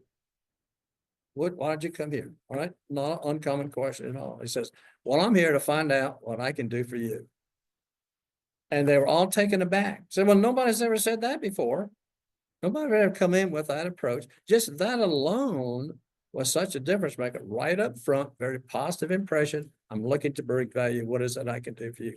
Now, I screwed up an interview years ago and I wish I'd have responded differently, but I had an interview with Interstate Batteries. And so I got in and the hiring manager took me in a conference room and says, Walter, what can you do for me? I didn't know.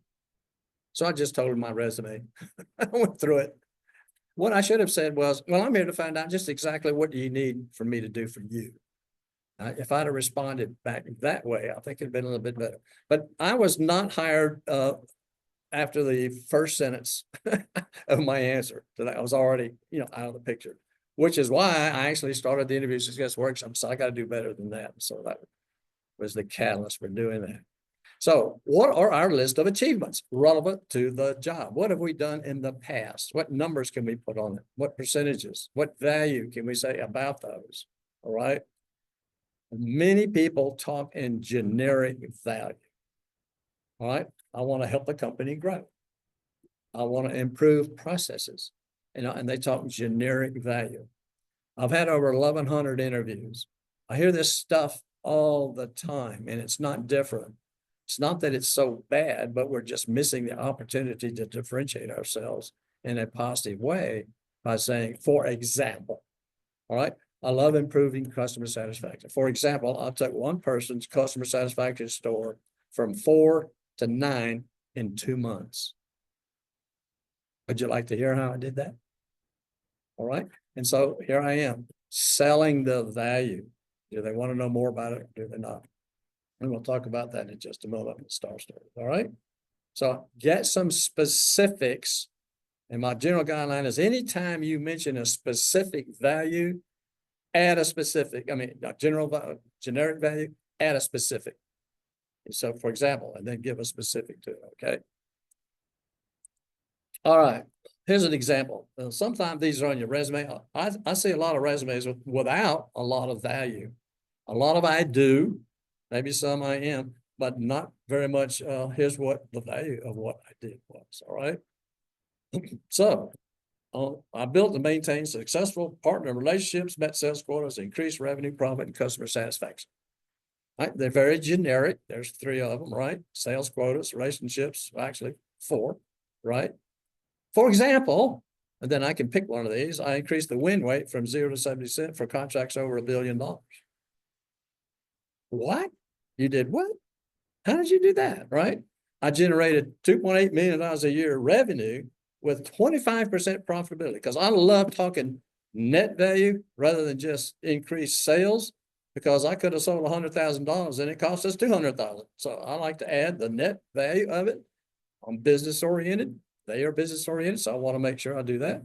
And I reduced their expenses $1.3 million a year, right? Which is 4.3% of their budget of a $30 million customer, right? That's pretty significant. Yes, sir. I think this is great information, and I love trying to put this stuff on my resume. I think some of the hesitation that I have with some of this is getting those exact numbers, right? It's hard to find these numbers. I've increased it by 300%. I've done this, I've done that. And even at current jobs, being mindful of my resume in the future, I've tried to proactively find those numbers only to find that I can't find them. No one, it's very, very difficult to get. So how would you recommend we use information like that on a resume when it's information it is not readily available? Right. I love that question. Okay. There's 2 ways we're going to do it. Number 1, going forward, we're going to measure before and measure after of everything we do. So what does it look like today? What does it look like tomorrow? Where do I get the numbers? Where do I find out the current state? Where do I find out the future state? Because lots of times we are not privy to the results. We don't see them. Well, let's start being privy to the results. Let's kind of find those things out. So going forward, let's try to do that. All right. Second thing is they don't audit us. That's the good news. So we want to have a reasonable way of explaining how did we get that number? How do we do that? What happened? How can you estimate what that number is? And say, okay, so how much money did I save? Well, let's see. There were 20 people on the project. We finished it 3 months early. The average salary plus, you see what I'm doing? I'm just beginning to estimate how the value of that was and how we saved 3 months worth of labor cost. And what happened to the customer? They said that, oh, they really loved the implementation. So now I don't have a number, but I've got a customer value that comes in.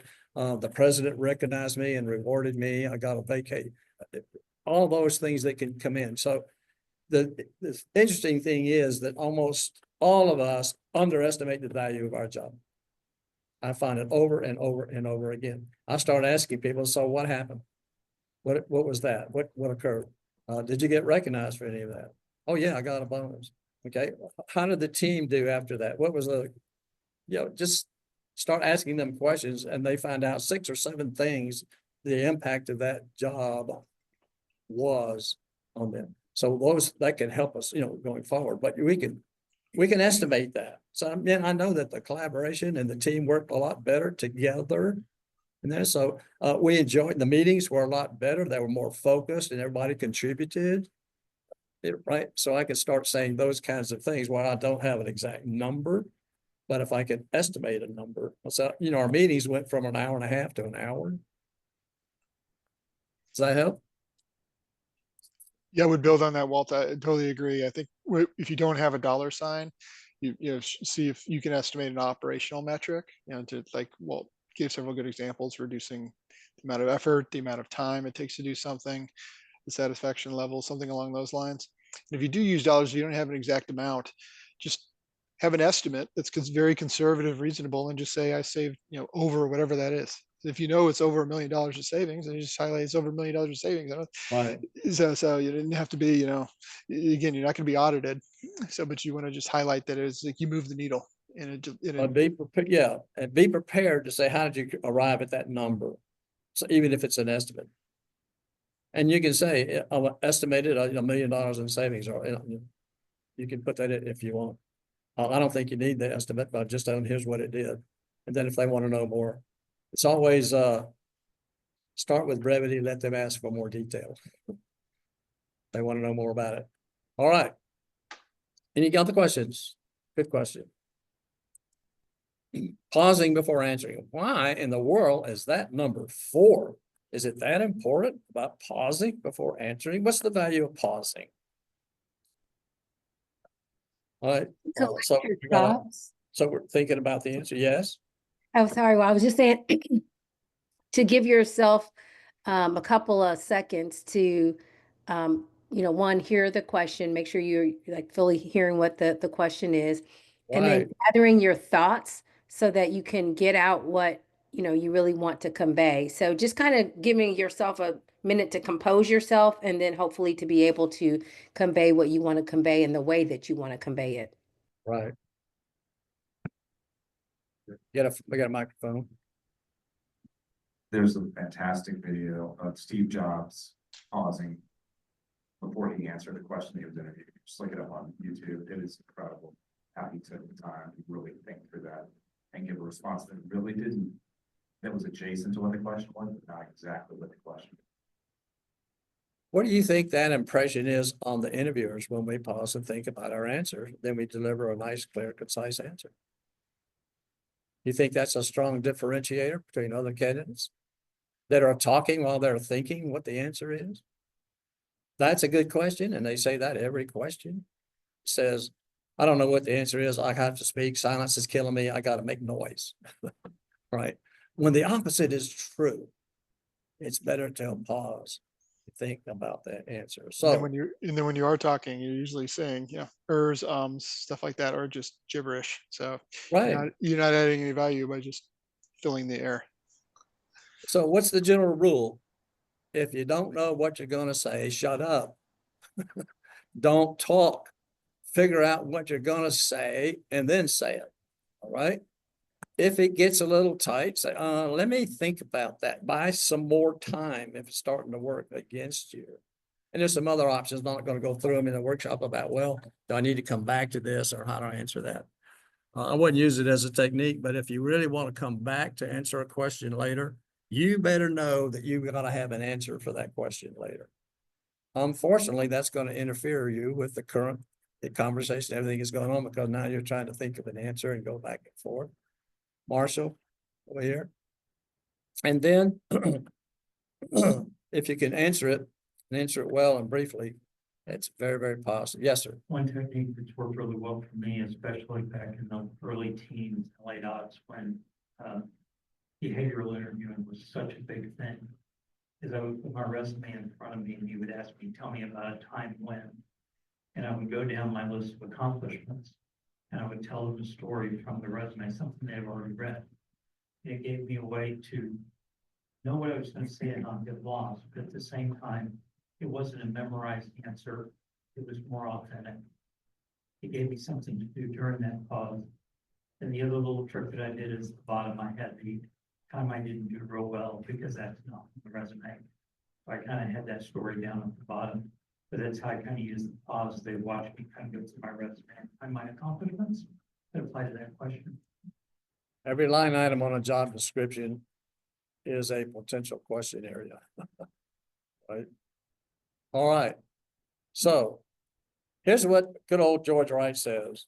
Did they understand the question? So someone mentioned, yeah, to make sure we understand the question. So help us listen. How to help listen? My suggestion is repeat the question in your mind. Every question, just repeat it. That causes you to stop. This is something that'll help you pause. I was saying, let me understand the question. So I was in an interview. It was in a workshop interview. And I asked this person, what do you know about Microsoft Azure? Now, for technical people, that's kind of like an operating system and all that technical stuff. He answered what he liked about Microsoft even before I said the word Azure. He just jumped in there real quick. He's coming from, I want to show them I can think quick on my feet. I can answer quickly. And I said, okay, if you can do that, that's great. But if you can't, they're not going to hire you. So you choose, which way you want to do it. Maybe thinking quick on your feet is not what you really want to do in this job, right? Anybody know Robin Williams? Could he think quickly on his feet? I mean, he's a master at it, how he can think and talk about things. But that's not what we present. That's not our job to do that. And by the way, this is how I work. This is how I work with our customers. This is how I work with our people. I think about the questions and I let it mull over and I'll talk about that, right? And he says, did you think about it? That's the pause. And was it specific to that question? Not tell me about Microsoft, but tell me about Azure, right? And important to me, how well they listen and how well they respond in clear, concise terms. So targeted length of time for a response is 90 seconds max. It's getting shorter. Attention spans are a lot shorter today. So at any rate, that's what's impressive. And I think that's right for all the interviews if we could do that well, right? So what's so good about, it's polite. It gives control of our emotion. We can take a breath, not a sigh, but a breath, right? We can just relax and breathe. Then we can ensure we understand the question. We become a better listener. We are showing that we are a listener. We're demonstrating our listening skills. We can give a short answer without being rude. We are thoughtful and confident, and we compliment the interviewer. This is an important question. In mindset, where, I'm glad you asked that. That's something we need to talk about. It's important. That's good here. And you can tell them, so I'm glad you asked that question. What interviewer gets a compliment in an interview, right? And there's a good compliment right there. So I'm glad meaning it's important, whatever. And there's a little plus here that when I really do get a tough question, I've been pausing all the time. And so they don't know it's a tough question. Right? All right. Star stories. Moving along. How important are star stories? Almost a critical differentiator. of all the interviews that I've done, everyone needs help in doing better jobs with their star stories. We all do. We don't prepare as well as we should. So I think everybody's probably familiar with situation, task, action, and result. I want to point out the situation. I need to know your role in this story. A lot of people just start talking, but I don't know whether you're a team member, you're a leader, I don't know I need some context of your authority and responsibility, stuff like that, by the title of what you did. All right. You can mention the company. So here's how I use introductory phrases. The challenge was, here's what I was. And so what I did was A, B, C, D, and as a result, this happened. Okay. So when I was a customer success manager, serving colleges and universities with IT services, I had a CIO accuse me of bait and switch on a proposal. I just did the S&T in one sentence, right? Would you like to know how I handle that? Is there some interest now? It's like, well, what you do about that? Stories are good because we all like to know the story and what happened. All right. So here's some reasons that are good. So we display, demonstrate verbal communication. We can include who we are, what we do, how we help in that response, shares our knowledge, experience, who else is in part of that, how we think, how we process, and gives examples of specific values we can bring. The cool thing about star stories is that we identify with the teller of the story.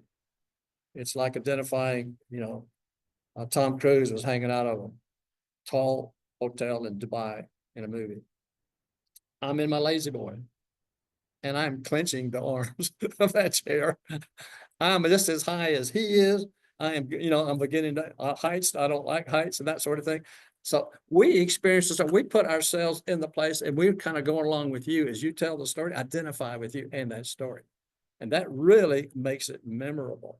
It helps us establish a connection with the interviewer, which is something we want to, very, very positive. I cannot emphasize enough the value and power of star stories to help you in an interview, okay?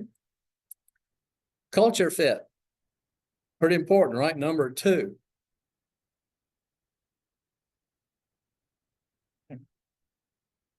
So here's what George Wright said. Okay, I go over the technical, I go over the I do stuff, got all your skills and knowledge and all that, but I don't get fooled by that. So what I really look like is, what's their communication style?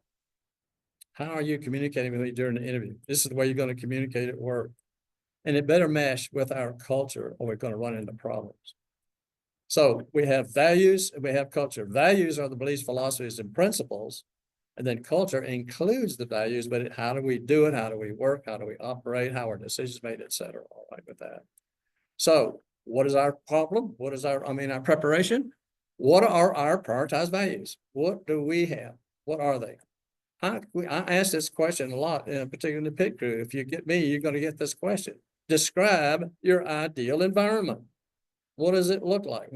How do you like to work? What is it where you get energized and thrive? How would that be, all right? And then develop your prioritized questions to determine what's happening on the floor, not just what the website says, but what are they really doing it? And that can go from manager to manager, all right? You can find some different managers in a large organization and how that is. I was in a large organization for 25 years and I just dealt with my managers that I didn't really care for, thinking that's okay. It's going to change in not too distant future. All right. Answer these questions about yourself. Here's a dozen things that you can look at to say, all right, how would I describe you? What is it? So a little homework there for self-reflection, self-analysis. All right. So let's take leadership. Leadership is really pretty popular amongst people. So I really want to know about the leadership in the organization. So what characteristics of leadership would you think are the most important for us to know about a company? What would you say?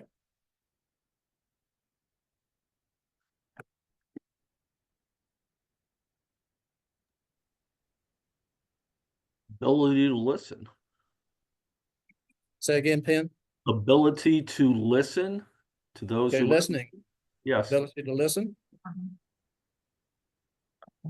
Consistency, actually following the plan, not changing the plan because circumstances have changed. Okay, are you capturing notes?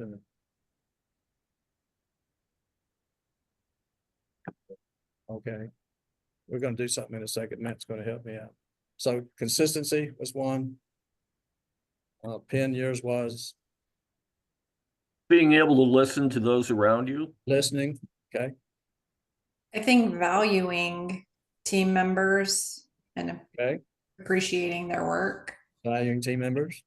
I also want to know how they communicate with individual stakeholders in the company. All right, communication with stakeholders. All right, let's stop there. So my assistant instructor here, Matt, I'm going to give you an example of using ChatGPT. So we have a prompt and we put in those 4 elements into the prompt. And when Matt's ready, he can share his screen and see what he found out. What was the second one from Peter? Peter, your second one was consistency. So we got a prompt and I'll have Matt read the prompt and show you the results. So the prompt includes, it says, all right, I'm looking to hire join a company and I'm interested in their leadership. And so I'd like to know these 4 items and to discuss and tell me, first of all, I'd like you to give me a leadership oriented definition of that characteristic. I'd like you to tell me, well, you go through it now, Matt. Yep, so I'm looking for a job where the leadership characteristics include listening, consistency, valuing team members, and communication with stakeholders. Provide a business-oriented definition for each. Second, provide 2 actions that would demonstrate each characteristic. And third, provide 3 questions I could ask for each characteristic to discover if they exist at the company. Do not hallucinate, which means turn on generative. So feed that. I signed up for ChatGPT Plus 2 days ago, so supposedly it's faster. We'll see. It doesn't look like it's faster. There we go. Listening. I think we all know what it means, but actively and attentively. And I think there's some emotional intelligence involved with that as well. So there's the definition: active listening, incorporating feedback. Here's the questions to ask for listening. How does leadership gather and incorporate feedback from employees or team members? Love that one. Do they ever do a survey? Do they ever ask? Or is it all, dictated commands throughout the day? And can you provide an example of that? And what steps does the company take to ensure open-minded communication? Love it. So right above that are the 2 things that show, here's the actions that you can see on the floor. How are they doing that kind of information? They make an effort to listen without interrupting, those kind of things. So I'm looking for how it shows up, not it's just listed on the web. Go ahead. Yeah. Consistency, and I love that one, Peter. There's nothing worse than changing direction every other day to show that you don't know what you're doing. So that means applying rules, expectations, decisions fairly and predictably across all team members, regardless of circumstances. So it makes trust and stability. And some actions you can take, or they can take: uniform decision-making and follow through.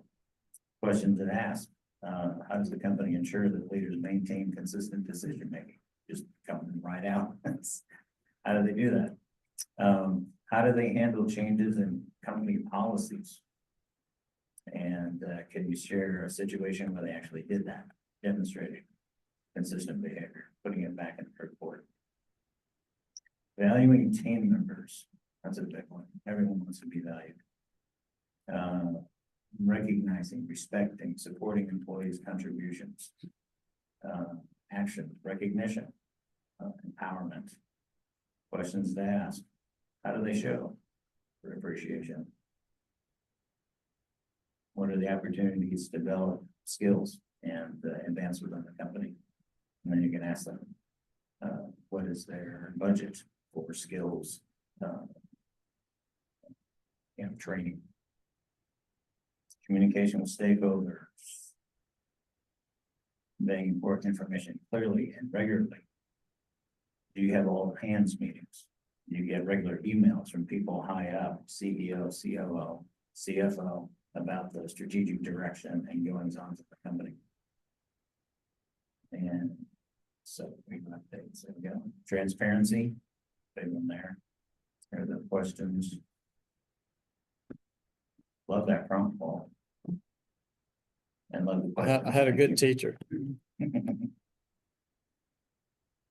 Okay, so does this help you? Do you see how we can even use, the chat GPT says, okay, so we look up their mission statement, look up their vision, value. So I'm running around a company, their mission statement is this, their values are this, and you can put in that kind of information that you see out there relevant, to the job, on the job description, what you found out like that. And define it. It's nice to know the definition of something to understand that. And then what does it look like on the floor? Here's the things. And then what questions might I ask to see, if it's actually in work, something like that. So that replaces a whole presentation that I used to give on vetting values, in a corporation. It's all under the values side of things and what you see and what's important to you and to help you generate some questions. Okay. Can I see the original prompt again, Matt? Sure. You will get it. Oh, gotcha. Okay. As soon as I go back and.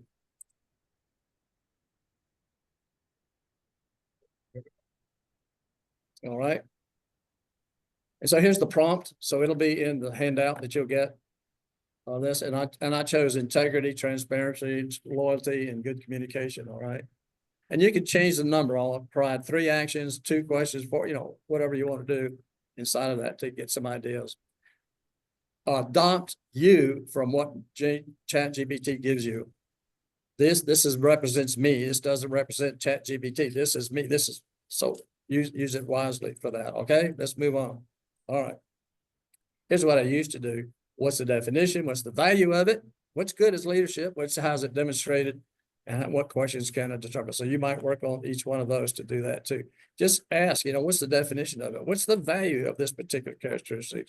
How is it demonstrated? And so I try to use that prompt to do something like this, which I was doing individually, no prompt, just going out and researching myself. So what do you think the most significant thing we can do? What's number 1?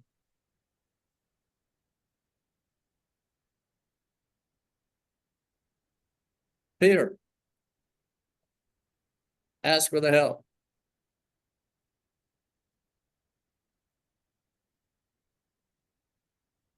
All right. Ask for the job. That is true. That's part of it. It's our attitude. It's our energy. It's our enthusiasm. It's our interest. If I have that mindset, and I do have a real positive attitude about the interview, about the job, about the company, all the things that we're feeling and thinking are going to drive us through this interview. What are we feeling and what are we thinking? Genuine. I should put the word genuine in there in that phrase. All right. So maybe we're not very enthusiastic, but we can have high interest. All right. So don't use an escape as I'm an introvert. You can still show high interest. You don't have to dance on the table, but it's that sort of thing that's going to really make the difference. So the most important element that I contend is to really help us differentiate, be successful in an interview is our interest in enthusiasm and all that. So Brian was asked, he asked his manager and the manager's manager who hired him, said, why did you hire me? He says, basically, you're the only person that showed any excitement and energy about the job. That was the single differentiator. Guess what? All the candidates can do the job. Once they've got past the screening, we're past that. They want to say, gee, and so I go back to Andy's interview on Wednesday. She sold I am. I mean, she did a great job of representing her personality, herself, her interest. She smiled all the time. She was, she's just being herself in that. And we all like that. We said, I'd love to work with Andy because of that. And then she also did the rest of the stuff in the interview too, and needed to improve her star score. All right. Just to throw another thing out to Andrea as well, her backdrop there has some of us extremely jealous. And I recall her saying that she was going to share that with us from the pit crew, but I haven't gotten anything, which doesn't necessarily mean it wasn't sent out. But I'd love to be able to do something very similar, and then you wouldn't see my bookshelf behind me. Well, I'll give the name of Ron Layton, who leads the pit crew. For those of you that might want to be interested in that, I don't know what you've done. Follow up. We don't have much time left. In fact, I'm over time now. Andy. Yes. But you volunteered to do something. I actually posted it in the pit crew. So the Zoom link is there, and I'm actually going to post it here in the chat in just a second. So the details will be posted right now. So Thank feel free to join next very, week. very much. Oh, I see that. Thank you. Excellent. So Thank you. Andy's going to help us with Canva. I got to the first page of Canva and then quit. I gave up. I said, I don't know how to use it. Maybe we should get Andrea to be a speaker. Yeah, and and you talk might, about you want how to come create show us, background. yeah, you could be a speaker and come talk about Canva. All right, that's a good idea. All right. What percent do you think of the decision is based upon this item? What would you say? Just give me A's, B's, C's, D's, E's. In the room, got any A's? None. B's? None. C's? C. 1. D's? 1. E's? Oh, how about in the chat? Is there any A's, B's, C? We got anything listed in there? Nope. All right. We In got a previous times that B I've and a asked C this and a D. question, over 50% is always answered, except one person gave me 45. What's the message? This is one of the most huge, biggest impacts we can make in the hiring decision by showing these items. And that's why it's number one. All right. Yes, we got to do the rest, but how we present it, how we talk, the words we choose, the energy and atmosphere that we project is going to be. So if it's genuine in that, that's why you'll get to say, we need to find a job for you here. You have sold us on the I am. You're the kind of person we want. You have sold us on that you can bring value. We gotta find something for you, and we'll go make up a job for you. All right. All right. Let's just skip that. Passionate. First impressions. Which picture stands out to you? What's the first thing you saw? Smile. The baby. No, I'm just The kidding. baby. Smiles. The smile. Who does not feel good when a baby smiles? Is anybody? All right. I mean, it all makes us feel good, right? So that's smiling. All right. So here's the interview mindset has that energy, enthusiasm. So wow, there's excitement about the interviewer, the job, the company, the opportunity, and how we can help. All right. So Fred, well, I already told you that story. Show the enthusiasm for the job. So how do we get that energy and excitement? Well, we have to do some preparation and some research, right? We have some content to prepare. Okay, I'm going to be able to answer. I'm looking at the job description. They ask me questions about these things. So I got some content to prepare. I practice and I practice and I practice. Right. The interview success workshop helps you get into the selling mindset. The pit crew will help you do panel mock interviews. Do several. How many interviews does it take till you gain that confidence? Many as it takes. Right. Come back and do some more. So we gain that skills and confidence, and that results in our energy and enthusiasm. All right. And leads us to a successful interview. So here are the 10.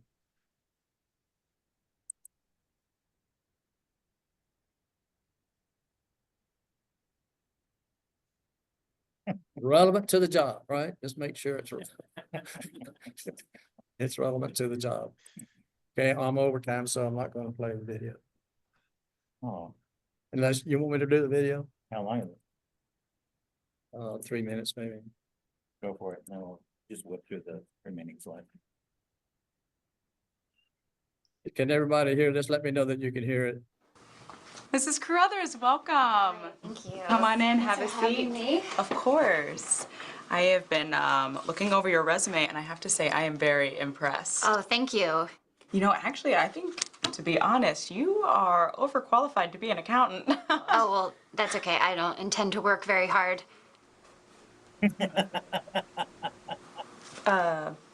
Really? Absolutely. In fact, I only intend to show up when I feel like it, which is good because I have a wide variety of extremely annoying personal habits and absolutely no sense of hygiene. Oh, then I don't feel like you're then the correct person for this position. That's okay, I quit. You can't quit, you don't work here. Like I would ever work here. Like we would ever hire you. Oh, yeah?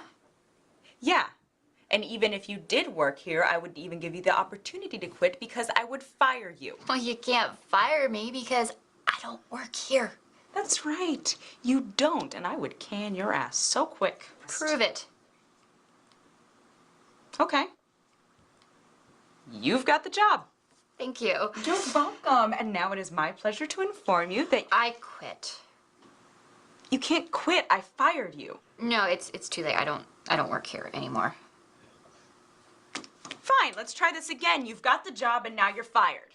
No, you offered me the job, but I never accepted. Look, I've already worked for you. It's very tedious.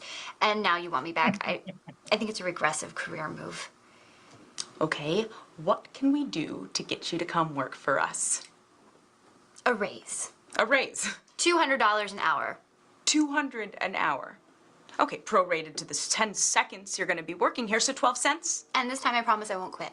You promise you won't quit. You promise you'll let me fire you. If you still want to. Oh, I'm sure I'm going to want to. So we have a deal? Not yet. I've already been an accountant here. I feel like I've outgrown the position. I want something higher. How about junior vice president? Junior vice president. $200 an hour or 12 cents, whichever comes first, and you promise not to quit before I have the opportunity to fire you. That's correct. Great. We've got the job. I accept. Great. Now you're fired. Oh, you can't fire me. I'm junior vice president. I'm your boss. Well, that doesn't make sense. And as your boss, I regret that I have to fire you. Got my coffee cup. Why are you firing me? Well, I can't help but notice as head of personnel, you've been hiring some very strange people lately at $200 an hour for me. What am I supposed to do without a job? Well, we do have a new position opening up in head of personnel. Do you have any experience? Okay, should we practice today? You bet. All right. Remember, we have choices: attitude, kindness, respect, optimism, giving, and happiness. Those are choices that we can make, and whatever choices we make makes us. So, as Roy T. Bennett says, choose wisely. All right, back over to you, Matt. I should just finish that. I don't know if I have Save it. some time. Let me see. Okay, just a few housekeeping items to help you with that. We mentioned some things that are out there in the world to help us. And so Jeff has put together a couple of websites, careerdfw.org, careerusa.org, as he mentioned, we talked about, showed on a slide earlier. And so one of the things that we can do, I don't know why that stops you, just get it up, is look at the calendar. There's a lot of resources out there, and I'm just picking one, the calendar, and what can the calendar tell us? And so when we check on the calendars, it comes up with these are the different networking groups and, things that are going on in the DFW area. A lot of them are done now on Zoom, so you can join in. But if you're interested in any one of those, you can go click on it and get information. If you want to look at a different view and see what's going on, what's happening, here's the agenda view. You click on one of those and it'll give you contacts, connections, information, Zoom links, times, days. Now, what is out there to help us? Jeff has recorded probably over 400 different videos of things since COVID hit back in the 2021 timeframe. And so these recordings are available for us. So if you click on the youtube.com/careerusa, you click on playlist and you'll get to this. And so they're categorized by topic. So there's networking videos, the career transition workshop that Frisco puts on, that Frisco Connect does. The Career WW and Career said tips of the week. Here's this group, okay? You want to see a video here, you would click on the full playlist. If you click on the link, it'll start playing. And when you hear full playlist, it'll come up and look like this. And here's the different videos on the left. Here's the topics on the right. So you can scroll up and down or even do a search if you want to hear Libby's thing about creating a personal pitch deck, whatever. So you can just scroll. There's a ton of them that are out there, and they are generally placed in most recent at the top. So they're kind of in a chronological order for that. And you can look at those. And this session itself will be posted as well. Next week on Tuesday, since Jeff was hosting 4 groups a week, 1 o'clock he hosted the LinkedIn sessions. He started those. So Terry Sullivan is the speaker next week. It's 1 o'clock, actually it's till about 3 o'clock, I think, next Tuesday. Terry is an expert in that, and they have about 4 different speakers that rotate. They speak every week. Terry does not allow his to be recorded, but the rest do. So you'd be interested in finding out about LinkedIn and that. The practice interview team, we talked about what that was. So next Wednesday is a Zoom week. Schedule your mock interview. Go to www.dallaspitcrew.com. Right. It tells you all the information you need to know about what it does, how it operates, how you get interviewed, etc. Right. You can also observe and watch an interview as well. And then on Friday, a week from today, we're going to have Jim O'Connell come in and talk about navigating security and avoiding scams and guarding your career search. So I already mentioned next Friday. The following Friday is open forum. That'd be the first Friday of the week. You have questions that we can ask us. So we're all here to help each other. And then the following Friday, Paula Asimov has put up, that should be an N, not an M in her name, about creating a career storyline. It's a new presentation that she's putting together. And so if it's successful, we're going to call it an implementation. And if it needs help, we're going to call it a pilot. Mama's Pizza today. Be glad to have you join us there. If you haven't received information about this, so we've given information on email to attendees. It includes these items. And so if you want to sign in legibly here and online, put that, that's who will get that message and that information. All right. And thank you very much for joining. If you'd like to donate to this 501(c) organization that Jeff runs, you can donate to PayPal or PayPal, not PayPal. And we'd like to, think about it after you get a job, right? Marcia, you had a comment? Yeah, just trying to do this job we put up the meeting started. I got an email. Workforce office, primarily veterans. This was one of the best ones I've seen. There's a lot of software engineers, project. Okay. Marshall's talking about Texas Workforce Commission and comparing during their the meeting, I just got an email from my vet rep out of the McKinney, Texas Workforce Office, and this is actually a really good one. I'm not going to spend a lot of time going over it because I know we're over time, but there's everything on here from project manager to Starbucks. City of Frisco looks like it's looking for a lot of help. The city itself. Can you put that information in the chat? I have to pull up Zoom, but yeah, I'll try to get that out. If you can put that. It is intended mostly for veterans, but when you get down the second list, it's for anybody. Right. But yeah, I just want to try to get this out to everybody. This is the best list I've seen from him in a very long time. Okay. Sounds good. And Walt, I have one as well. Yes. So there's an upcoming career fair next Saturday at One Community Church. They do it as an annual career fair. It's usually very big.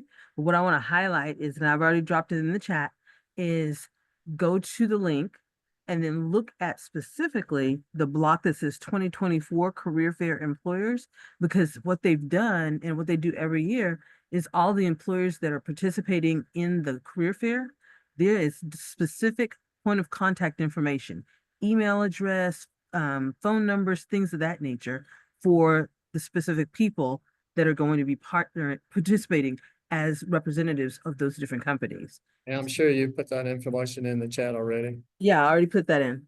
Great. All right, everyone. Thank you much for joining us today. Have a great week. if you're interested in eating some pizza and some sweet rolls, cinnamon rolls, come on down the street and join us for lunch. God Well, bless you all. Thanks for a great presentation. Yes, Thank thank you. you. Thank you, Walt. Great. Thanks, Thank you. Bye. Jeff. Bye, everybody. Bye. Bye. I accept cash in plain brown envelopes. US currency only. Yes. Before Thanks, the everyone. mint gets shut down. Consequential.